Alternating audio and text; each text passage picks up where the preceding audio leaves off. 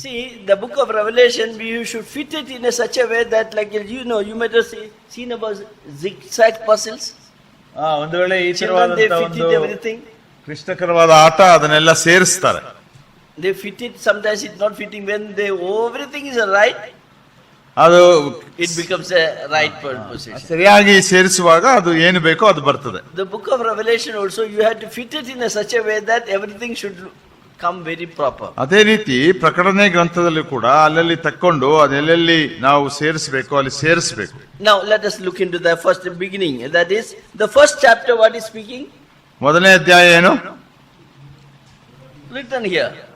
ಮೊದಲನೇ ಅಧ್ಯಾಯ Glories of Lord Jesus. ಕರ್ತನಾದ ಯೇಸು ಕ್ರಿಸ್ತನ ಮಹಿಮೆ. John saw the glorious Christ on the island of Patmos. ಅಲ್ಲಿ ಪದ್ಮೋಸಲ್ಲಿ ಅಪೊಸ್ತಲನಾದ ಯೋಹಾನನಿದ್ದಾಗ ಯೇಸು ಕ್ರಿಸ್ತನ ಮಹಿಮೆಯನ್ನ ಕಂಡ. Yeah, chapter 2 and 3. 2 ಮತ್ತು 3ನೇ ಅಧ್ಯಾಯ. 7 churches of Asia Minor. Turkey ಪ್ರಾಂತ್ಯದಲ್ಲಿದ್ದಂತ 7 ಸಭೆಗಳು. The spiritual condition of that 7 churches. ಅವುಗಳ ಆತ್ಮಿಕ ಸ್ಥಿತಿಗಳು. Okay. Then chapter 4 and 5. 4 ಮತ್ತು 5ನೇ ಅಧ್ಯಾಯ. Worship in heaven. ಪರಲೋಕದಲ್ಲಿ ಆರಾಧನೆ. In chapter 4, what is the worship? Why they are worshipping him? 4ನೇ ಅಧ್ಯಾಯದಲ್ಲಿ ಯಾಕೆ ಆರಾಧಿಸ್ತಾರೆ? They are worshipping him because he is the creator. ಆತನು ಸೃಷ್ಟಿಕರ್ತನಾಗಿದ್ದಾನೆ, He ಅದಕ್ಕೆ has ಆರಾಧಿಸ್ತಾರೆ. created everything. ಅದನ್ನ ಆರಾಧಿಸ್ತಾರೆ. Thou art worthy to receive the worship. ನೀನು ಎಲ್ಲವನ್ನ ಸೃಷ್ಟಿಸಿದ್ದಿ, ನೀನು ಈ ಸ್ತುತಿ ಸ್ತೋತ್ರಗಳನ್ನು ಹೊಂದಲು ಅರ್ಹನು. In chapter 5, why they are worshipping? 5ನೇ ಅಧ್ಯಾಯದಲ್ಲಿ ಯಾಕೆ ನಾವು ಆರಾಧಿಸ್ತೇವೆ? Worthy is the lamb that was slain. ಯಜ್ಞದ ಕುರಿಮರಿಯಾಗಿ ಕೊಯ್ಯಲ್ಪಟ್ಟವನು ಯೋಗ್ಯನು. Yeah, he is a redeemer. ಆತನು ವಿಮೋಚಕನು. So we see the worship in heaven. ಹಾಗಾಗಿ ಪರಲೋಕದಲ್ಲಿ ಆರಾಧನೆ ನೋಡ್ತೇವೆ. Then we see who is going to take the scroll. The question is asking. ಅನಂತರ ಅಲ್ಲೊಂದು ಪ್ರಶ್ನೆ ಬರ್ತದೆ, ಯಾರು ಈ ಸುರುಳಿಯನ್ನ ತೆಗೆದುಕೊಳ್ತಾರೆ? A search is made in heaven, on the earth and underneath the earth. ಅಲ್ಲಿ ಭೂಮಿಯಲ್ಲಿ, ಭೂಮಿಯ ಕೆಳಗೆ, ಪರಲೋಕದಲ್ಲಿ ಎಲ್ಲಾ ಕಡೆ ಅವರು ಹುಡುಕ್ತಾರೆ. Nobody is worthy to take the scroll. ಯಾರು ಕೂಡ ಆ ಸುರುಳಿಯನ್ನ ತೆಗೆದುಕೊಳ್ಳಕ್ಕೆ ಯೋಗ್ಯರಿಲ್ಲ. So one of the angels, elders is telling that there is one person who is worthy to ಅವಾಗ ಹಿರಿಯರಲ್ಲಿ ಒಬ್ಬನೇ ಹೇಳ್ತಾನೆ, ಒಬ್ಬನು ಮಾತ್ರ ಯೋಗ್ಯನಾಗಿದ್ದಾನೆ. So when John heard, he was very happy. ಅದನ್ನ ಕೇಳಿಸಿಕೊಳ್ಳುವಾಗ ಯೋಹಾನನಿಗೆ ಸಂತೋಷವಾಗ್ತದೆ. And then we see that Jesus Christ, the Lamb of God, he is going and taking the scroll from the God who is seated upon the ಅನಂತರ throne. ಯಜ್ಞದ ಕುರಿಯಾದ ಆತನ ಯೇಸು ಕ್ರಿಸ್ತನು ಅವನು ಸಿಂಹಾಸನವನ್ನು ಬಿಟ್ಟು ಹೋಗಿ ದೇವರ ಬಳಿಯಿಂದ ಆ ಸುರುಳಿಯನ್ನ ತೆಗೆದುಕೊಳ್ತಾನೆ. What is the scroll? ಆ ಸುರುಳಿ ಏನು? Yeah, this earth is belonging to Christ. ಈ ಭೂಮಿ ಕ್ರಿಸ್ತನಿಗೆ ಅದು ಅವನದಾಗಿದೆ ಎಂಬುದನ್ನು In ಸೂಚಿಸುತ್ತದೆ. chapter 4 is already mentioned, he is the creator, so he is the owner. ಆ 4ನೇ ಅಧ್ಯಾಯದಲ್ಲಿ ಆಗಲೇ ಹೇಳಿದೆ, ಅವನೇ ಸೃಷ್ಟಿಕರ್ತನು, ಅವನೇ ಅದರ ಯಜಮಾನ. Now he has to redeem the earth. ಅವನೀಗ ಭೂಮಿಯನ್ನ ವಿಮೋಚಿಸಿಕೊಳ್ಬೇಕು. Of course he paid everything that is needed for the redemption on the cross of Calvary. ಆ ವಿಮೋಚನೆಗಾಗಿ ಅದಕ್ಕೆ ಬೇಕಾದ ಬೆಲೆಯನ್ನ ಕಲ್ವಾರಿ ಶಿಲುಬೆ ಮೇಲೆ ತತ್ತಿದ್ದಾನೆ. We have seen that in the process of redemption there are two aspects. ಆ ಒಂದು ವಿಮೋಚನೆಯಲ್ಲಿ 2 ಸಂಗತಿಗಳಿದೆ. One, a person has to be removed. ಅಲ್ಲಿ ಆ ನಾಶವಾಗುತ್ತಿರುವಂತ ಮನುಷ್ಯನನ್ನ ಬಿಡುಗಡೆಗೊಳಿಸಬೇಕು. And the property which was lost, that has to be redeemed. ಅನಂತರ ಅವನು ಕಳಕೊಂಡಂತ ಆಸ್ತಿಯನ್ನು ಕೂಡ ಮರುಪಡ್ಕೊಳ್ಬೇಕು. Example, we have seen the Boaz and Ruth. We see ಅದರ that. ಉದಾಹರಣೆಯನ್ನ ಬೋವಜನು ಮತ್ತು ರೂತರಲ್ಲಿ ನೋಡಿದೆವು. Boaz married Ruth, ಬೋವಜನು ರೂತಳನ್ನ ಮದುವೆಯಾದ, redeemed her. ಅವಳನ್ನ ಬಿಡಿಸಿಕೊಂಡ. Not only the land which was lost, that also he paid. ಅದು ಮಾತ್ರವಲ್ಲ, ಅವಳ ಗಂಡನ ಆಸ್ತಿಯನ್ನ ಬಿಡಿಸ್ಕೊಳ್ತಾನೆ. Same principle is applied here. ಅದೇ ತತ್ವ ಇಲ್ಲಿಯೂ ಕೂಡ ಅನ್ವಯಿಸ್ತದೆ. Lord Jesus Christ redeemed us, ಕರ್ತನಾದ ಯೇಸು ಕ್ರಿಸ್ತ ನಮ್ಮನ್ನು but ವಿಮೋಚಿಸಿದ್ದಾನೆ. he has to redeem the earth which was spoiled because of the sin. ಪಾಪದ ನಿಮಿತ್ತ ಆಳ ಬಿದ್ದಂತ ಈ ಭೂಮಿಯನ್ನು ಕೂಡ ಆತನು ವಿಮೋಚಿಸಬೇಕು. So he takes the scroll and says that I am the right to do that. ಅಲ್ಲಿ ಆ ಸುರುಳಿಯನ್ನು ತೆಗೆದುಕೊಂಡು ಆತನು ಹೇಳ್ತಾನೆ, ನಾನೇ ಯೋಗ್ಯನಾಗಿದ್ದೇನೆ. But we know that today the earth is occupied by whom? ಆದ್ರೆ ಇವತ್ತು ನಮಗೆ ಗೊತ್ತುಂಟು, ಈ ಪ್ರಪಂಚ ಯಾರ ವಶದಲ್ಲಿದೆ? Satan is telling ಸೈತಾನ್ ಹೇಳ್ತಾನೆ, ಅದು ನಂದು. Illegally occupied. ಅದನ್ನ ಅನ್ಯಾಯವಾಗಿ It is ಪಡ್ಕೊಂಡಿದ್ದಾನೆ. not easy to remove a person who is illegally occupied. ಅನ್ಯಾಯವಾಗಿ ಪಡ್ಕೊಂಡವನನ್ನ ತೆಗೆದು ಬಿಡುವುದು ಸುಲಭವಲ್ಲ. We need to use forces. ನಾವು ಬಹಳ ಒಂದು ಫೋರ್ಸ್ ಅನ್ನು ಹಾಕಬೇಕು. So 3 judgments because of that's coming. ಅಲ್ಲಿ ನಾವು 3 ತೀರ್ಪುಗಳನ್ನು ನೋಡ್ತೇವೆ. So we are seeing the 7 seal judgments. ಅಲ್ಲಿ 7 ತೀರ್ಪುಗಳನ್ನ ನಾವು ಮುದ್ರೆಗಳ ತೀರ್ಪನ್ನು One ನೋಡಿದ್ವು. after the other the judgment is falling upon them. ಒಂದಾದ ನಂತರ ಒಂದು ತೀರ್ಪು ಬರ್ತಾ ಇದೆ. At the end it says that who can stand before the wrath of the Lamb of God. ಕಡೆಯದಾಗಿ ಅಲ್ಲಿ ಹೇಳಲ್ಪಡ್ತದೆ ಆ ತೀರ್ಪುಗಳಲ್ಲಿ ಏನಂದ್ರೆ ಈ ಯಜ್ಞದ ಕುರಿಯಾದಾತನ ಕೋಪದ ಮುಂದೆ ನಿಂತುಕೊಳ್ಳಲು ಯಾರು ಶಕ್ತರು. Chapter 6 the end it is saying who can stand at the wrath of the lamb. 6ನೇ ಅಧ್ಯಾಯ 17ನೇ ವಚನ ಅದು ಹೇಳ್ತದೆ ಏನಂದ್ರೆ ಈ ಯಜ್ಞದ ಕುರಿಯಾದಾತನ ಕೋಪದ ಮುಂದೆ ನಿಂತುಕೊಳ್ಳಲು ಯಾರು ಶಕ್ತರು. So the great day of the wrath of God has come. ದೇವರ ದೊಡ್ಡ ಕೋಪದ ದಿನ ಬಂದಿದೆ. Then we see that some God is saving some people, they can stand before the ಯಾರು ದೇವರಿಂದ ರಕ್ಷಿಸಲ್ಪಡ್ತಾರೋ ಅವರು ಆ ಕೋಪದ ಮುಂದೆ ನಿಂತುಕೊಳ್ಳಬಹುದು. 7th seal is broken. 7ನೇ ಮುದ್ರೆ ಒಡೆಯಲ್ಪಟ್ಟು What happened? ಏನಾಯ್ತು? There was silence in heaven. ಅಲ್ಲಿ ಪರಲೋಕದಲ್ಲಿ ಮೌನ. Because the next series of judgments are so severe. ಯಾಕಂದ್ರೆ ಮುಂದೆ ಬರ್ಲಿಕ್ಕಿರುವಂತಹ ತೀರ್ಪುಗಳು ಅಷ್ಟು ಭಯಂಕರ. So it seems that the first 7 seal judgments are happening during the first 3.5 years of the tribulation. ಆ ಮೊದಲ 7 ಮುದ್ರೆಗಳ ತೀರ್ಪು ಮಹಾಸಂಕಟ ಕಾಲದ ಮೊದಲ 3.5 ವರ್ಷದಲ್ಲಿ ನಡೆಯುತ್ತದೆ. And the remaining 2 judgments, ಆನಂತರ ಉಳಿದ 2 ತೀರ್ಪುಗಳು trumpet judgment and bowl judgment, ತುತ್ತೂರಿಗಳ ತೀರ್ಪು ಮತ್ತು ಪಾತ್ರೆಗಳ ತೀರ್ಪು, they are going to happen after the second half, that is during the great tribulation. ಅಂದ್ರೆ ಮಹಾಸಂಕಟ ಕಾಲವಾದಂತ 2ನೇ 3.5 ವರ್ಷದಲ್ಲಿ ಅದು ನಡೀತದೆ. Because the judgment is so severe, ಅದು ಅಷ್ಟು ಕಠಿಣವಾಗಿದೆ ಅಂದ್ರೆ ಆ ತೀರ್ಪು very difficult to withstand that judgment. ಅದನ್ನ ತಾಳಿಕೊಳ್ಳುವುದಕ್ಕೆ ಕಷ್ಟ. So the seal judgment is happening during the first 3.5 years. ಆದ್ರಿಂದ ಈ ಮುದ್ರೆಗಳ ತೀರ್ಪು ಮೊದಲ 3.5 ವರ್ಷದಲ್ಲಿ ಆಗ್ತದೆ. Trumpet judgment and bowl judgment happening after the 3.5 years. ತುತ್ತೂರಿಗಳ ತೀರ್ಪು ಮತ್ತು ಪಾತ್ರೆಗಳ ತೀರ್ಪು 3.5 ವರ್ಷ ಆದಮೇಲೆ ಆಗ್ತದೆ. It is not one after the other. ಅದು ಒಂದಾದ ನಂತರ ಒಂದಲ್ಲ. It is actually concurrently. I will show you how it is. ಅದನ್ನ ಯಾವ ರೀತಿ ಒಂದಾಗಿದ್ದೆ ಒಂದಾಗ್ತದೆ ನೋಡೋಣ. See, one trumpet judgment and bowl judgment, one after the other it is happening. ಅಂದ್ರೆ ಅಲ್ಲಿ ಒಟ್ಟಿಗೆ ಒಂದಾದ ನಂತರ ಅದು ಒಂದಾಗ್ತದೆ. ಅಂದ್ರೆ ಒಂದು ತುತ್ತೂರಿ ಊದಿದ ತಕ್ಷಣ ಪಾತ್ರೆಗಳ ತೀರ್ಪು ಉಂಟಾಗ್ತದೆ. See, the first trumpet judgment, ಮೊದಲನೇ ತುತ್ತೂರಿ ತೀರ್ಪು 1/3 of the earth, the plants and trees were destroyed. ಅಲ್ಲಿ ನಾವು ನೋಡ್ತಾ ಬರ್ತೇವೆ ಮೊದಲನೇ ತುತ್ತೂರಿ ಊದಿದಾಗ 1/3 ಭಾಗ ಭೂಮಿ ನಾಶವಾಯ್ತು. Where it is affected? ಅದು ಎಲ್ಲಿಗೆ ಪರಿಣಾಮ ಬೀರ್ತು? Earth. ಭೂಮಿಯ ಮೇಲೆ. Same way, ಅದೇ ರೀತಿ the bowl judgment is also falling on the earth. ಅದೇ ಸಮಯದಲ್ಲಿ ಪಾತ್ರೆಗಳ ತೀರ್ಪು ಕೂಡ ಲೋಕದ ಮೇಲೆ ಆಗ್ತದೆ. Both are, that is first 1/3 of the earth is affected. 1/3 ಭಾಗ ಭೂಮಿಗೆ ಪರಿಣಾಮ ಆಯ್ತು. And bowl judgment affects the whole earth. ಅನಂತರ ತಕ್ಷಣ ಬರುವಂತ ಆ ಪಾತ್ರೆಗಳ ತೀರ್ಪು ಇಡೀ ಪ್ರಪಂಚಕ್ಕೆ ಪರಿಣಾಮ ಬೀರ್ತದೆ. You look at the second trumpet. 2ನೇ ತುತ್ತೂರಿ ನೋಡ್ರಿ, Where it is falling? ಅದೆಲ್ಲಿ ಬೀಳ್ತಾ ಇದೆ? See, ಸಮುದ್ರದ ಮೇಲೆ. 1/3 of the animals in the sea was died. ಅಲ್ಲಿ 1/3 ಭಾಗ ಸಮುದ್ರದ ಜೀವಿಗಳು ಸತ್ತೋದವು. Bowl judgment, ಆ ಪಾತ್ರೆಗಳ ತೀರ್ಪು it is also falling on the sea.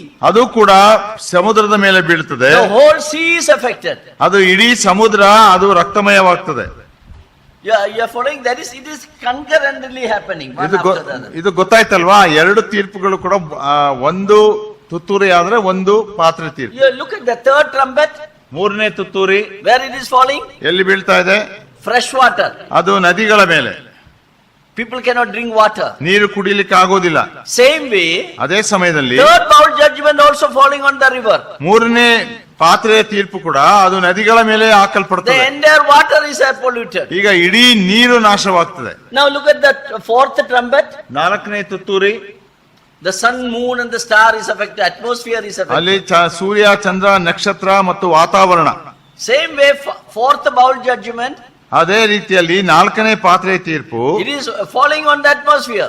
ಅದು ಸೂರ್ಯನ ಮೇಲೆ ಒಯ್ಯಲ್ಪಡ್ತದೆ. The temperature increases like anything. ಅದರ ತಾಪಮಾನ ಹೆಚ್ಚಾಗ್ತದೆ. And because of the temperature, it is everywhere the people are dying. ಆ ತಾಪಮಾನ ನಿಮಿತ್ತ ಎಲ್ಲಾ ಕಡೆಯಲ್ಲಿ ಜನರು ಸಾಯ್ತಾ ಇದ್ದಾರೆ. Sunstroke is coming. ಅವರೆಲ್ಲರಿಗೂ ಕೂಡ ಸೂರ್ಯನಿಂದ ಪೆಟ್ಟು ಬೀಳ್ತಾ ಉಂಟು. The fourth bowl judgment. ನಾಲ್ಕನೇ ಪಾತ್ರೆಗಳ ತೀರ್ಪು. Fifth trumpet. ಐದನೇ ತುತ್ತೂರಿ. Which affecting? ಅದು ಯಾರ ಮೇಲೆ? It is affecting the human beings. ಮನುಷ್ಯರ ಮೇಲೆ. What is coming out? ಏನಾಗ್ತಾ ಇದೆ? Anybody remember fifth bowl? ಐದನೇ ತೀರ್ಪು ಮನುಷ್ಯರ ಮೇಲೆ. Anybody remembering? Locust. ಅಲ್ಲಿ ಮಿಡತೆಗಳು ಬರ್ತದೆ. And it is like a scorpion, giving pain. ಅದು ಬಹಳ ನೋವನ್ನು ಉಂಟು ಮಾಡ್ತದೆ. ಚೇಳಿನ ಉಪಾಧಿ. People want to die. ಮನುಷ್ಯರು ಸಾಯಲಿಕ್ಕೆ ಬಯಸ್ತಾರೆ. Same way, the fifth bowl judgment is affecting the whole human beings. ಅದೇ ರೀತಿಯಲ್ಲಿ ಐದನೇ ಪಾತ್ರೆಗಳ ತೀರ್ಪು ಕೂಡ ಮನುಷ್ಯರ ಮೇಲೆ ತೀರ್ಪನ್ನು ಉಂಟು ಮಾಡ್ತದೆ. Sixth trumpet judgment. ಆರನೇ ತುತ್ತೂರಿಯ ತೀರ್ಪು. We see a great movement of army. ಅಲ್ಲಿ ಒಂದು ದೊಡ್ಡ ಸೈನ್ಯ ಬರುವುದನ್ನ ನೋಡ್ತೇವೆ. The Euphrates river, 4 angels are released. ಅಲ್ಲಿ ಯೂಫ್ರಟಿಸ್ ನದಿಯಲ್ಲಿ ಕಟ್ಟಲ್ಪಟ್ಟಂತ 4 ದೇವದೂತರು ಬಿಡುಗಡೆಗೊಳ್ತಾರೆ. 20 crore of army is coming from the east. 20 ಕೋಟಿ ಸೈನ್ಯ ಪೂರ್ವ ಭಾಗದಿಂದ ಬರ್ತದೆ. And from their mouth is producing fire, more smoke and brimstone. ಅವರ ಬಾಯಿಂದ ಹೊಗೆ, ಗಂಧಕ, ಬೆಂಕಿ ಹೊರಡುತ್ತದೆ. What is that? We saw that it is Armageddon. ಅದು ಅರ್ಮಗೆದೋನ್ ಯುದ್ಧ. And the same thing, sixth bowl judgment, Armageddon is mentioned. ಅದೇ ರೀತಿ ಆರನೇ ಪಾತ್ರೆ ಒಯ್ಯಲ್ಪಟ್ಟಾಗ ಅರ್ಮಗೆದೋನ್ ಯುದ್ಧವೇ ತಿಳಿಸಲ್ಪಟ್ಟಿದೆ. I hope you are getting my points clearly. ಇದನ್ನ ನೀವು ಅರ್ಥ ಮಾಡ್ಕೊಳ್ತಿದ್ದೀರಾ ಎಂಬ ನೆನೆಸ್ತೇನೆ. What is the seventh one? ಏಳನೇ ತುತ್ತೂರಿ. The Jesus is coming to reign. ಕರ್ತನಾದ ಯೇಸು ಕ್ರಿಸ್ತನು ಈ ಲೋಕವನ್ನ ಆಳ್ಲಿಕ್ಕೆ ಬರ್ತಾ ಇದ್ದಾನೆ. And seventh bowl judgment, divine wrath is pouring upon the earth. ಅದೇ ರೀತಿ ಏಳನೇ ಪಾತ್ರೆ ತೀರ್ಪಿನಲ್ಲಿ ದೈವಿಕವಾದಂತ ದೇವರ ಕೋಪ, ಮಹಾಕೋಪ ಈ ಲೋಕದ ಮೇಲೆ ಬೀಳ್ತಾ Then there is a declaration, it is finished. ಅಲ್ಲಿ ಮತ್ತೆ ಒಂದು ಕೂಗು ಬರ್ತದೆ, ಏನಂದ್ರೆ ಎಲ್ಲವೂ ಆಯಿತು. It is done. That is, the judgment is completely finished. ಆ ತೀರ್ಪುಗಳು ಆಯಿತು ಎಂಬುದಾಗಿ. I hope you understand the order in which it is happening. ಯಾವ ಕ್ರಮದಲ್ಲಿ ಅದು ನಡೀತಾ ಇದೆ ನಿಮಗೆ ಅರ್ಥವಾಯ್ತಾ? So we see that trumpet judgment and bowl judgment are concurrently happening. ಹಾಗಾಗಿ ನಾವು ನೋಡ್ತಾ ಬಂದದ್ದೇನೆಂದ್ರೆ ತುತ್ತೂರಿಗಳ ತೀರ್ಪು ಮತ್ತು ಪಾತ್ರೆಗಳ ತೀರ್ಪು ಒಂದಾದ ನಂತರ ಒಂದು ಆಗ್ತಾ ಉಂಟು. Christ is coming at the end of seventh ಏಳನೇ ತುತ್ತೂರಿ ಊದಲ್ಪಟ್ಟಾಗ ಕರ್ತನಾದ ಯೇಸು ಕ್ರಿಸ್ತನ ಮಹಿಮಾ ಆಗಮನ. And continuously it is at the same time we see the bowl judgment, that is the wrath is poured upon the entire earth. ಅದೇ ಸಮಯದಲ್ಲಿ ಏಳನೇ ಪಾತ್ರೆ ಒಯ್ಯಲ್ಪಟ್ಟಾಗ ಇಡೀ ಲೋಕದ ಮೇಲೆ ದೇವರ ಕೋಪ ಸುರಿಸಲ್ಪಡ್ತದೆ. Then he will establish millennial kingdom. ಅನಂತರ ಯೇಸು ಕ್ರಿಸ್ತನು 1000 ವರ್ಷದ ಆಳ್ವಿಕೆ ರಾಜ್ಯವನ್ನ ಸ್ಥಾಪಿಸ್ತಾನೆ. Before that the Satan will be bound. ಅದರ ಮೊದಲು ಸೈತಾನನನ್ನ ಬಂಧನದಲ್ಲಿ ಇಡ್ತಾರೆ. He will be arrested. ಅವನನ್ನ ಬಂಧಿಸ್ತಾರೆ. The illegal occupant is removed.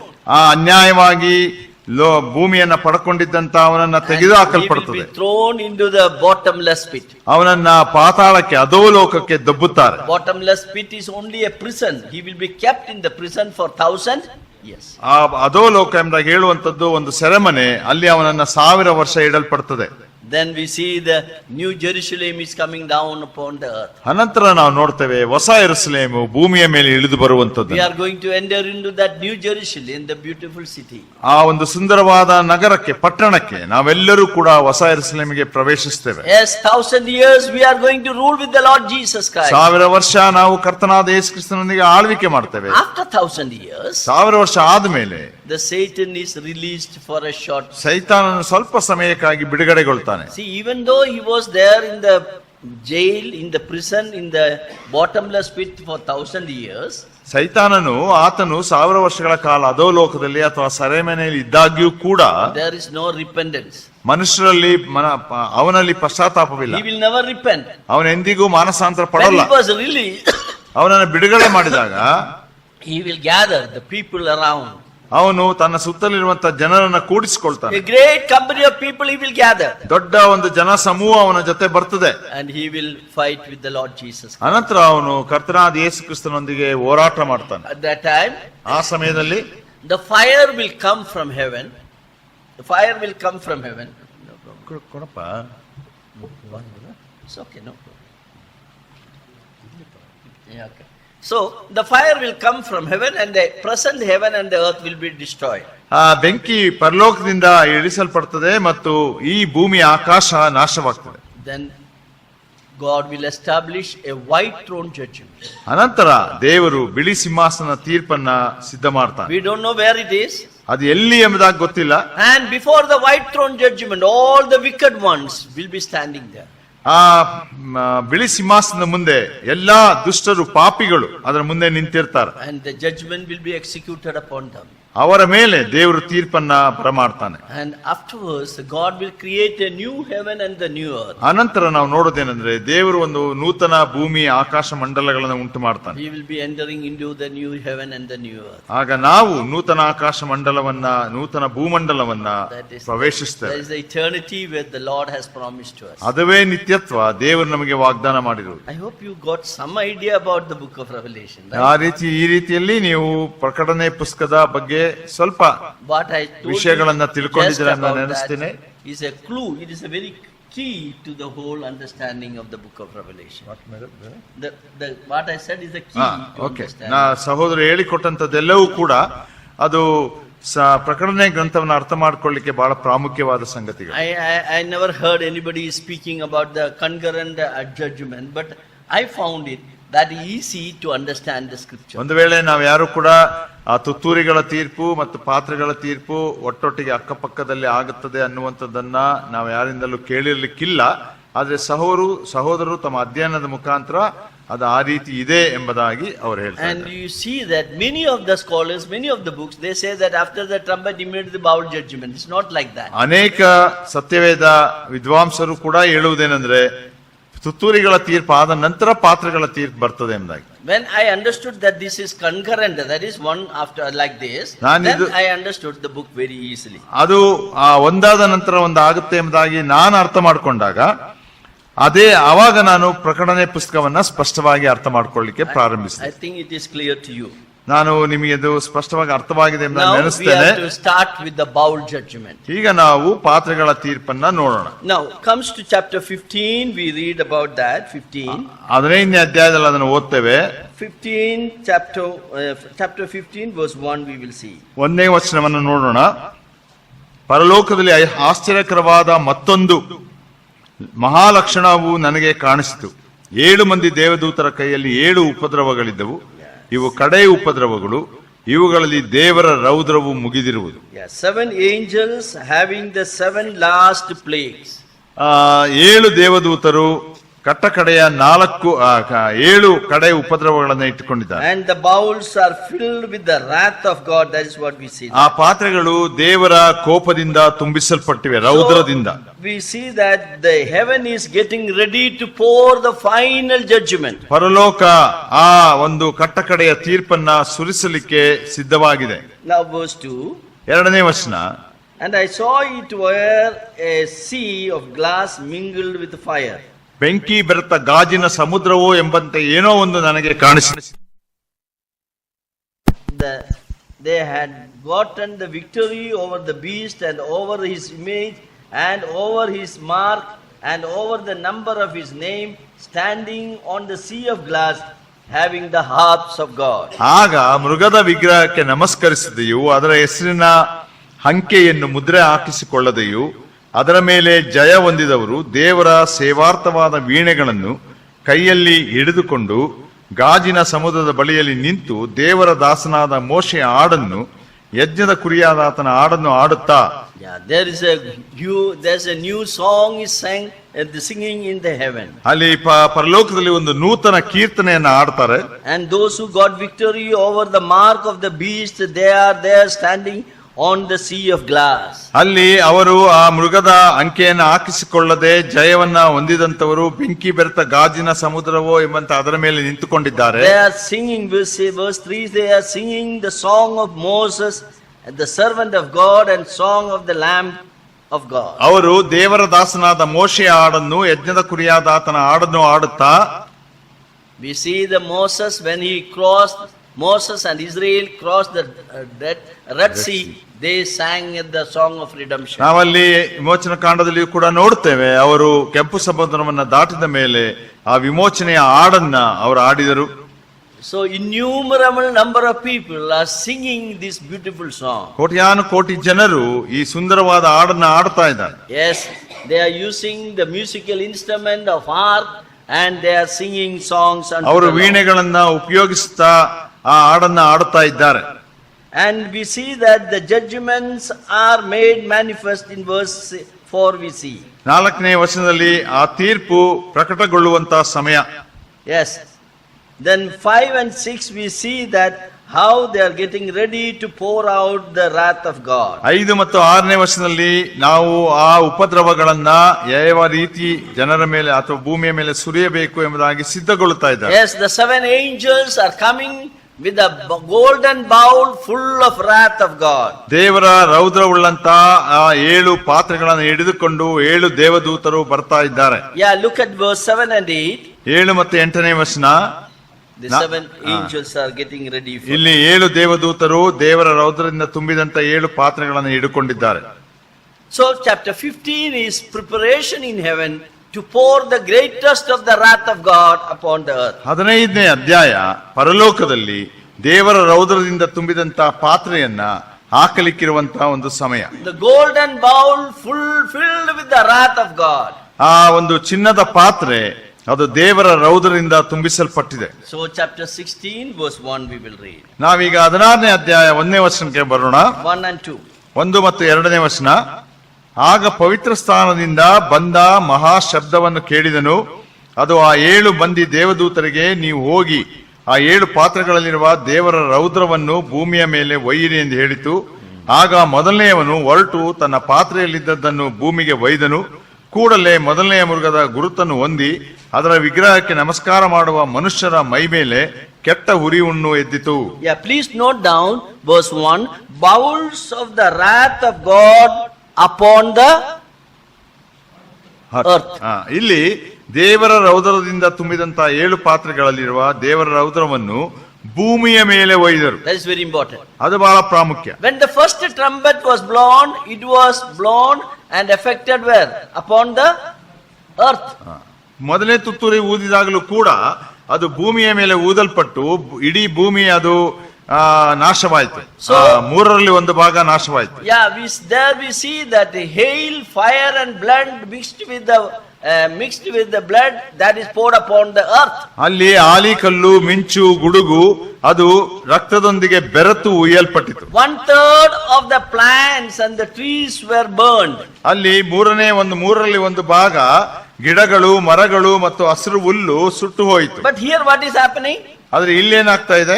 Here the human beings are affected. ಇಲ್ಲಿ ಮನುಷ್ಯರಿಗೆ ಅದು ವ್ಯಾಧಿ ಉಂಟು ಮಾಡ್ತಾ ಇದೆ. Look at that verse 2. 2ನೇ ವಚನ. ಆಗ ಮೊದಲನೆಯವನು ಹೊರಟು ತನ್ನ ಪಾತ್ರೆಯಲ್ಲಿದ್ದದನ್ನ ಭೂಮಿಗೆ ಒಯ್ದನು. ಕೂಡಲೇ ಮೊದಲನೆಯ ಮೃಗದ ಗುರುತನ್ನು ಹೊಂದಿ ಅದರ ವಿಗ್ರಹಕ್ಕೆ ನಮಸ್ಕಾರ ಮಾಡುವ ಮನುಷ್ಯರ ಮೈ ಮೇಲೆ ಕೆಟ್ಟ ಉರಿ ಹುಣ್ಣು ಎದ್ದಿತು. Yeah, look at that. When the first bowl is poured, ಅದು ಮೊದಲನೇ ಪಾತ್ರೆಯನ್ನ ಒಯ್ದಾಗ, it was poured upon the earth. What happened? ಅದು ಭೂಮಿಯ ಮೇಲೆ ಒಯ್ದಾಗ ಏನಾಗ್ತದೆ?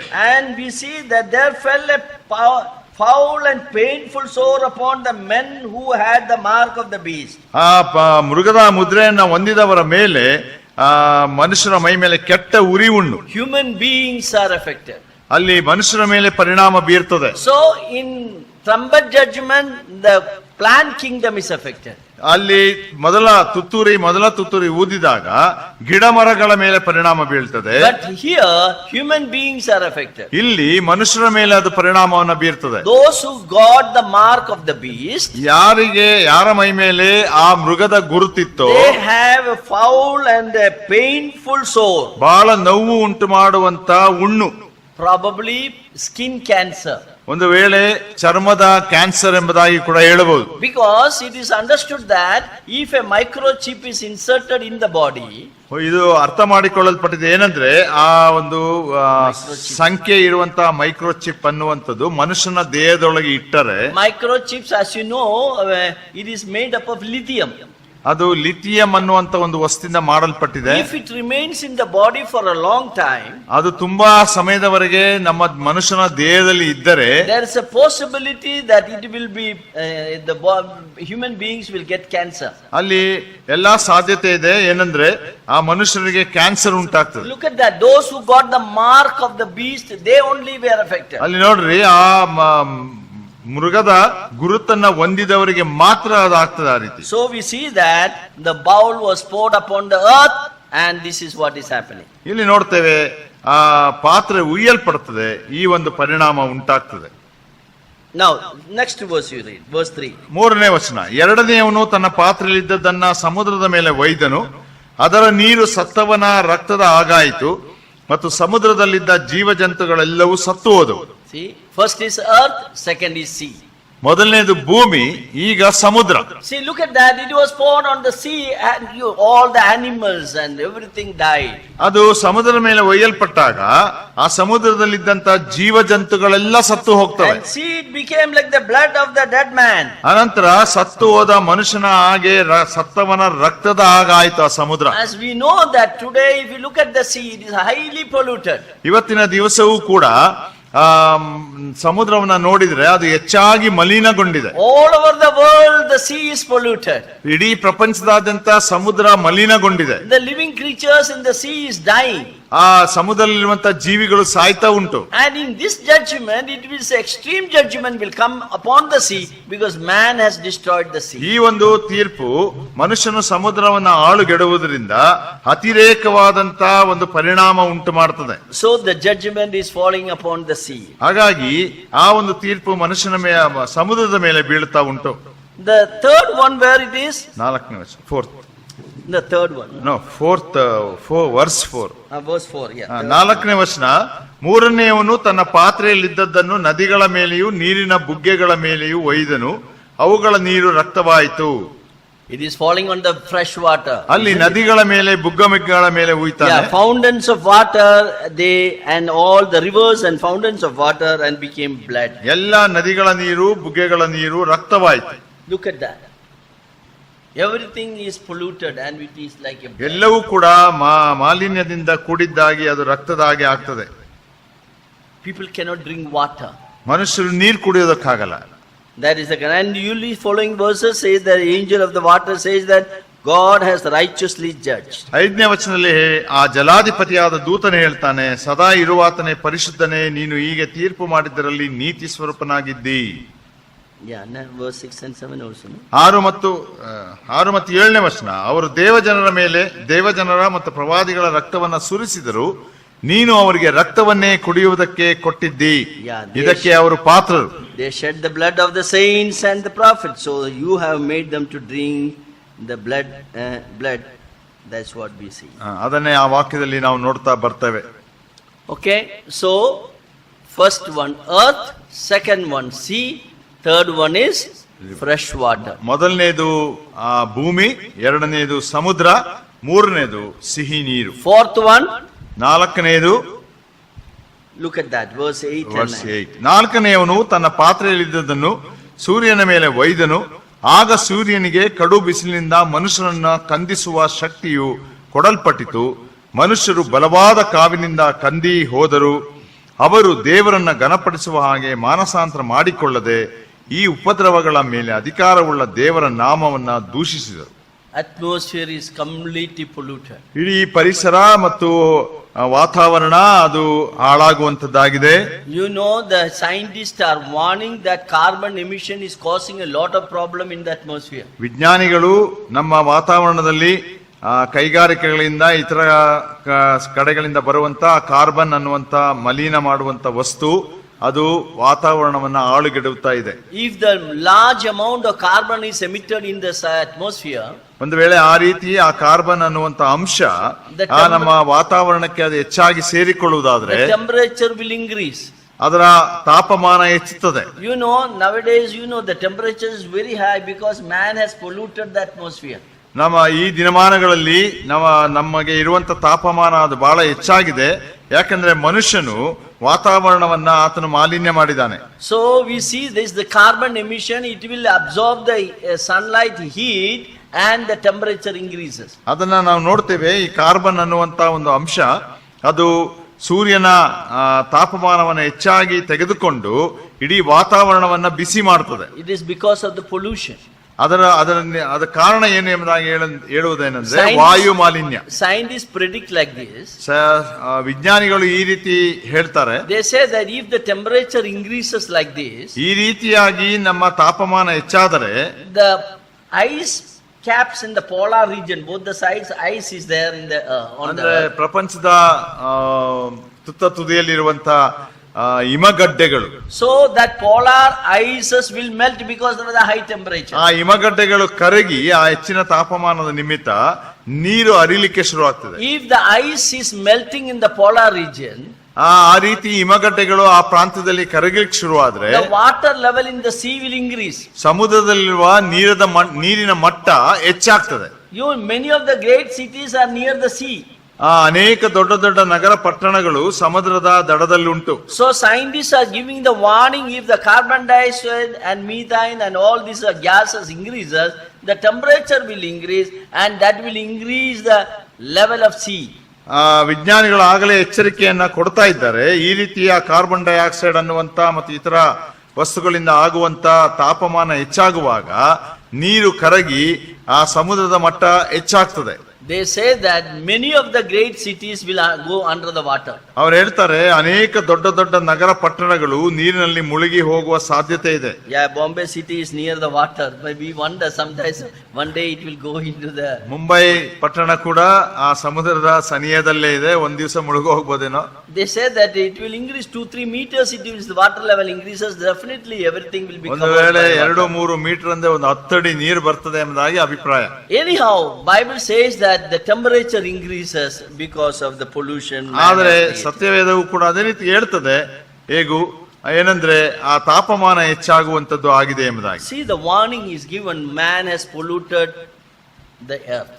ಮನುಷ್ಯನು ಈ ಭೂಮಿಯನ್ನ ಹಾಳುಗೆಡವಿದ್ದಾನೆ, ಹಾಗಾಗಿ ಎಚ್ಚರಿಕೆ ಕೊಡಲ್ಪಡ್ತಾ ಉಂಟು. If you study, you can understand man is the only creature that destroys the atmosphere.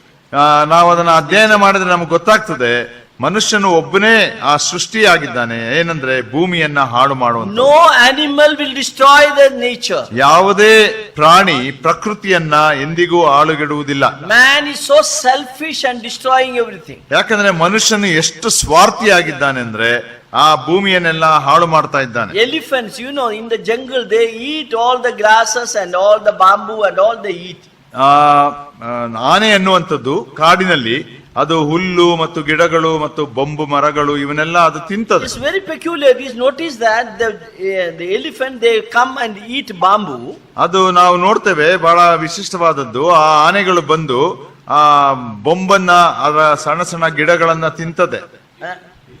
ಬಿದಿರು, ಬೊಂಬು ಅನ್ನಲ್ವಾ? Bamboo, no?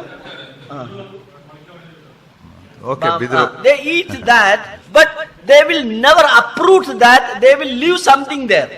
ಅದು ಆ ರೀತಿ ಅದನ್ನ ತಿನ್ನುವಾಗ ಬೇರು ಸಹಿತ ಅದನ್ನ ಎಳೆದಾಕಲ್ಲ, ಅಲ್ಲಿ ಆ ಬೇರನ್ನ ಅಲ್ಲೇ ಬಿಡ್ತದೆ. ಅದು They go to the next place. ಅದು ಇನ್ನೊಂದು ಸ್ಥಳಕ್ಕೆ ಹೋಗ್ತದೆ. They eat there, not completely. ಅದನ್ನ ತಿಂತದೆ, ಪೂರ್ತಿಯಾಗಿ ತಿನ್ನಲ್ಲ. Because why? Because they know that after some time it will grow. ಯಾಕಂದ್ರೆ ಅವುಗಳಿಗೆ ಗೊತ್ತು ಸ್ವಲ್ಪ ಸಮಯ ಆದ ನಂತರ ಅದು ಬೆಳೀತದೆ ಎಂಬುದಾಗಿ. They are very careful to preserve the nature. ಅದನ್ನ ಪ್ರಕೃತಿಯನ್ನ ಕಾಪಾಡೋದ್ರಲ್ಲಿ ಪ್ರಾಣಿಗಳು ಎಚ್ಚರಿಕೆ ವಹಿಸ್ತವೆ. All the animals are like that. ಎಲ್ಲ ಪ್ರಾಣಿಗಳು ಹಾಗೇನೆ. If a lion is hungry, ಒಂದು ವೇಳೆ ಸಿಂಹ ಹಸಿವಿದ್ರೆ it will not kill any animal. It will kill an animal which is needed for his hunger. ಅದಕ್ಕೆ ಹೊಟ್ಟೆ ಹಸಿವಿಗೆ ತಕ್ಕಾಗ ಬೇಕಾದಂತ ಪ್ರಾಣಿಯನ್ನೇ ಅದು ಕೊಲ್ತದೆ. It will decide what type of food, how much food is needed. That much only it will use. ಅದು ತೀರ್ಮಾನಿಸ್ತದೆ ನನಗೆ ಇವಾಗ ಎಷ್ಟು ಆಹಾರ ಬೇಕು ಎಂಬುದಾಗಿ. ಅಷ್ಟು ಆಹಾರ ಉಳ್ಳಂತ ಪ್ರಾಣಿಯನ್ನೇ ಕೊಲ್ತದೆ. They never waste anything. ಅದು ಎಂದಿಗೂ ಕೂಡ ಯಾವುದನ್ನು ವ್ಯರ್ಥ ಮಾಡುವುದಿಲ್ಲ. But man is such a creature, so selfish that he wastes everything. ಆದ್ರೆ ಮನುಷ್ಯನು ಅಂತ ಒಂದು ಸೃಷ್ಟಿಯಾಗಿದ್ದಾನೆ, ಅಷ್ಟು ಸ್ವಾರ್ಥಿಯಾಗಿದ್ದಾನೆ, ಎಲ್ಲವನ್ನ ನಾಶಪಡಿಸ್ತಾನೆ. God has kept man to preserve the earth, but instead of preserving, he destroyed everything. ದೇವರು ಮನುಷ್ಯನನ್ನ ಭೂಮಿಯನ್ನ ಕಾಪಾಡಲಿಕ್ಕೆ ಸಂರಕ್ಷಿಸಲಿಕ್ಕೆ ಇಟ್ಟಿದ್ದಾನೆ, ಆದ್ರೆ ಅದರ ಬದಲು ಅದನ್ನ ಆತನು ನಾಶಗೊಳಿಸ್ತಾ You ಇದ್ದಾನೆ. see, the trumpet judgment and bowl judgment is very equally, the divine judgment is falling in these four areas. ನಾವು ತುತ್ತೂರಿಗಳ ತೀರ್ಪು ಮತ್ತು ಪಾತ್ರಗಳ ತೀರ್ಪು ಈ 4 ತೀರ್ಪುಗಳಾಗುವಾಗ ಅದು ಸಮಾನವಾಗಿ ಅದೇ ರೀತಿ ನಡೆಯುತ್ತಾ ಉಂಟು. Now the next one is the fifth one. Fifth bowl ಐದನೇ judgment. ತೀರ್ಪು ಪಾತ್ರೆಯ ತೀರ್ಪು Yeah, 10ನೇ ವಚನ. Please note down verse 10. 10ನೇ ವಚನ. 5ನೇಯವನು ತನ್ನ ಪಾತ್ರೆಯಲ್ಲಿದ್ದದ್ದನ್ನ ಮೊದಲನೆಯ ಮೃಗದ ಸಿಂಹಾಸನದ ಮೇಲೆ ಒಯ್ಯಲು ಅದರ ರಾಜ್ಯವು ಕತ್ತಲಾಯಿತು. ಜನರು ತಮಗಾದ ಕಷ್ಟದ ದೆಸೆಯಿಂದ ತಮ್ಮ ನಾಲಿಗೆಗಳನ್ನ ಕಚ್ಚಿಕೊಂಡು ತಮ್ಮ ಕೃತ್ಯಗಳ ವಿಷಯದಲ್ಲಿ ಮಾನಸಾಂತರ ಮಾಡಿಕೊಳ್ಳದೆ ತಮ್ಮ ಕಷ್ಟಗಳ ದೆಸೆಯಿಂದಲೂ ಹುಣ್ಣುಗಳ ದೆಸೆಯಿಂದಲೂ ಪರಲೋಕ ದೇವರನ್ನ ದೂಷಿಸಿದರು. Yeah, it was fell upon the throne of the beast. ಅದು ಮೃಗದ ಸಿಂಹಾಸನದ ಮೇಲೆ ಒಯ್ಯಲ್ಪಟ್ಟಿತು. And his kingdom was filled with the darkness. ಆತನ ರಾಜ್ಯ ಅದು ಕತ್ತಲಾಯಿತು. That means all the policies of Antichrist will fail. ಅಂದ್ರೆ ಅದರ ಅರ್ಥವೇನೆಂದ್ರೆ ಕ್ರಿಸ್ತ ವಿರೋಧಿಯ ಏನೇನು ಮಾಡಬೇಕು ಎಂಬುದಾಗಿ ಆತನು ಯೋಚನೆ ಮಾಡಿಕೊಂಡಿದ್ದನು ಅದೆಲ್ಲವೂ ಕೂಡ ವ್ಯರ್ಥವಾಗ್ತದೆ. He will introduce economic policy, but the economic policy will fail. ಆರ್ಥಿಕತೆಯ ಒಂದು ಸಂಗತಿಯನ್ನ ಆತನು ಪರಿಚಯ ಮಾಡಿಸ್ತಾನೆ, ಆದ್ರೆ ಅದು ಕೂಡ ಸೋತು ಹೋಗ್ತದೆ. So he will come to a stage where he cannot go ahead. ಅವನು ಒಂದು ಸ್ಥಿತಿಗೆ ತಲುಪ್ತಾನೆ, ಏನಂದ್ರೆ ಅಲ್ಲಿಂದ ಮುಂದೆ ಹೋಗ್ಲಿಕ್ಕೆ ಅವನಿಗೆ ಆಗೋಲ್ಲ. This most probably it will take place in the middle of the tribulation. ಇದು ಸಾಧಾರಣವಾಗಿ ಸಂಕಟ ಮಹಾಸಂಕಟ ಕಾಲದ ಮಧ್ಯಕಾಲದಲ್ಲಿ ನಡೀತದೆ. That means that the extreme cases will happen there. ಅಲ್ಲಿ ಅತಿ ಭಯಂಕರವಾದ ಅತಿರೇಕವಾದ ಸಂಗತಿಗಳು ನಡೀತದೆ. And that will begin later on. We will see that he will probably start the final world war. ಅವಾಗ ಅದನ್ನ ನೋಡುವಾಗ ಅವನು ಕಟ್ಟಕಡೆಯ ಅರ್ಮಗೆದೋನ್ ಯುದ್ಧವನ್ನ ಪ್ರಾರಂಭಿಸ್ತಾನೆ. So we see the next bowl judgment is speaking about the Armageddon war. So ಮುಂದೆ ಬರುವಂತ ಪಾತ್ರೆಯ ತೀರ್ಪು 6ನೇಯ ತೀರ್ಪು ಅದು ಅರ್ಮಗೆದೋನ್ ಯುದ್ಧವನ್ನ ತಿಳಿಸ್ತಾ ಉಂಟು. Yeah, 6th bowl verse 12 you read that. 12ನೇ ವಚನ. 6ನೇವನು ತನ್ನ ಪಾತ್ರೆಯಲ್ಲಿದ್ದದ್ದನ್ನ ಯೂಫ್ರಟೀಸ್ ಎಂಬ ಮಹಾ ನದಿಯ ಮೇಲೆ ಒಯ್ಯಲು ಅದರ ನೀರು ಇಂಗಿ ಹೋಯಿತು. ಇದರಿಂದ ಮೂಡಣ ದಿಕ್ಕಿನಿಂದ ಬರುವ ರಾಜರಿಗೆ ಮಾರ್ಗವು ಸಿದ್ಧವಾಯಿತು. 13ನೇ ವಚನವು ಕೂಡ ಮತ್ತು ಘಟಸರ್ಪ ಮೃಗ ಸುಳ್ಳು ಪ್ರವಾದಿ ಇವರ ಬಾಯಿಗಳಿಂದ ಕಪ್ಪೆಗಳಂತಿದ್ದ 3 ಅಶುದ್ಧಾತ್ಮಗಳು ಬರುವುದನ್ನ ಕಂಡೆನು.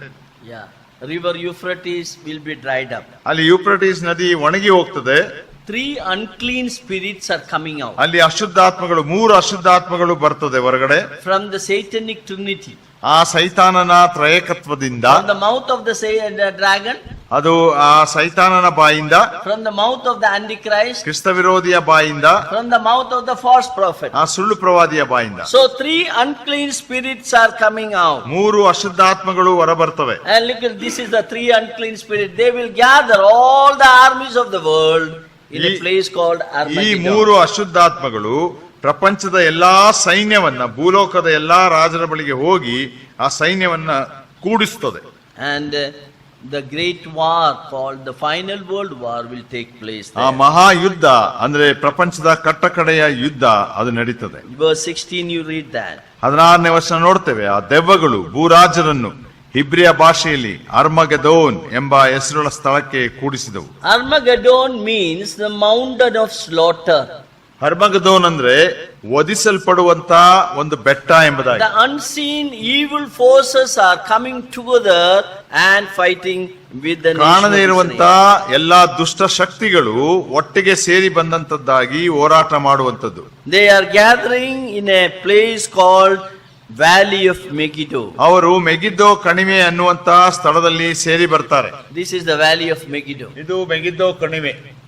Is on the northern side of Israel. ಅದು ಇಸ್ರಾಯೇಲಿನ ಉತ್ತರ ಭಾಗದಲ್ಲಿದೆ. It's a huge valley. ಅದೊಂದು ದೊಡ್ಡ ಕಣಿವೆ ಅದು. And once long back Napoleon used to pass through this area. ಬಹಳ ಹಿಂದೆ ಫ್ರೆಂಚ್ ಚಕ್ರವರ್ತಿ ನೆಪೋಲಿಯನ್ ಅನ್ನುವಂತವನು ಇಲ್ಲಿ ದಾಟಿ ಹೋಗ್ತಾ ಇದ್ದ. He saw this valley of Megiddo. ಈ ಮೆಗಿದ್ದೋ ಕಣಿವೆಯನ್ನ ಆತನು ನೋಡ್ತಾನೆ. Then he said that this is a very good place for all the armies of the world to gather. ಆತನು ಅವಾಗ ನಂತರ ಹೇಳ್ತಾನೆ, ಒಂದು ವೇಳೆ ಪ್ರಪಂಚದ ಎಲ್ಲಾ ಸೈನ್ಯ ಇಲ್ಲಿ ಸೇರಿ ಬರೋದಕ್ಕೆ ಬಹಳ ಸ್ವಸ್ಥವಾದಂತ ಸ್ಥಳ.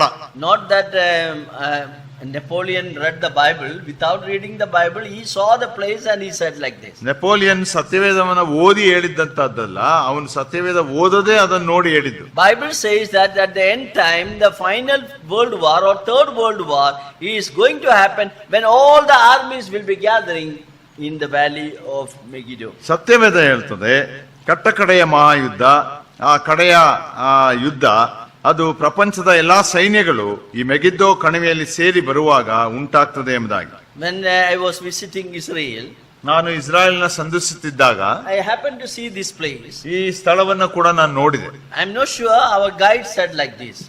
ನನಗೆ ಅದರ ಖಾತ್ರಿ ಇಲ್ಲ, ಆದ್ರೆ ನಮ್ಮನ್ನ ಕರ್ಕೊಂಡು ಹೋಗ್ತಿದ್ದಂತ ತೋರಿಸಿಕೊಡುವಂತವ್ರು ಹೇಳಿದ್ರು. Guide said, why the people there, Armageddon is going to take place here.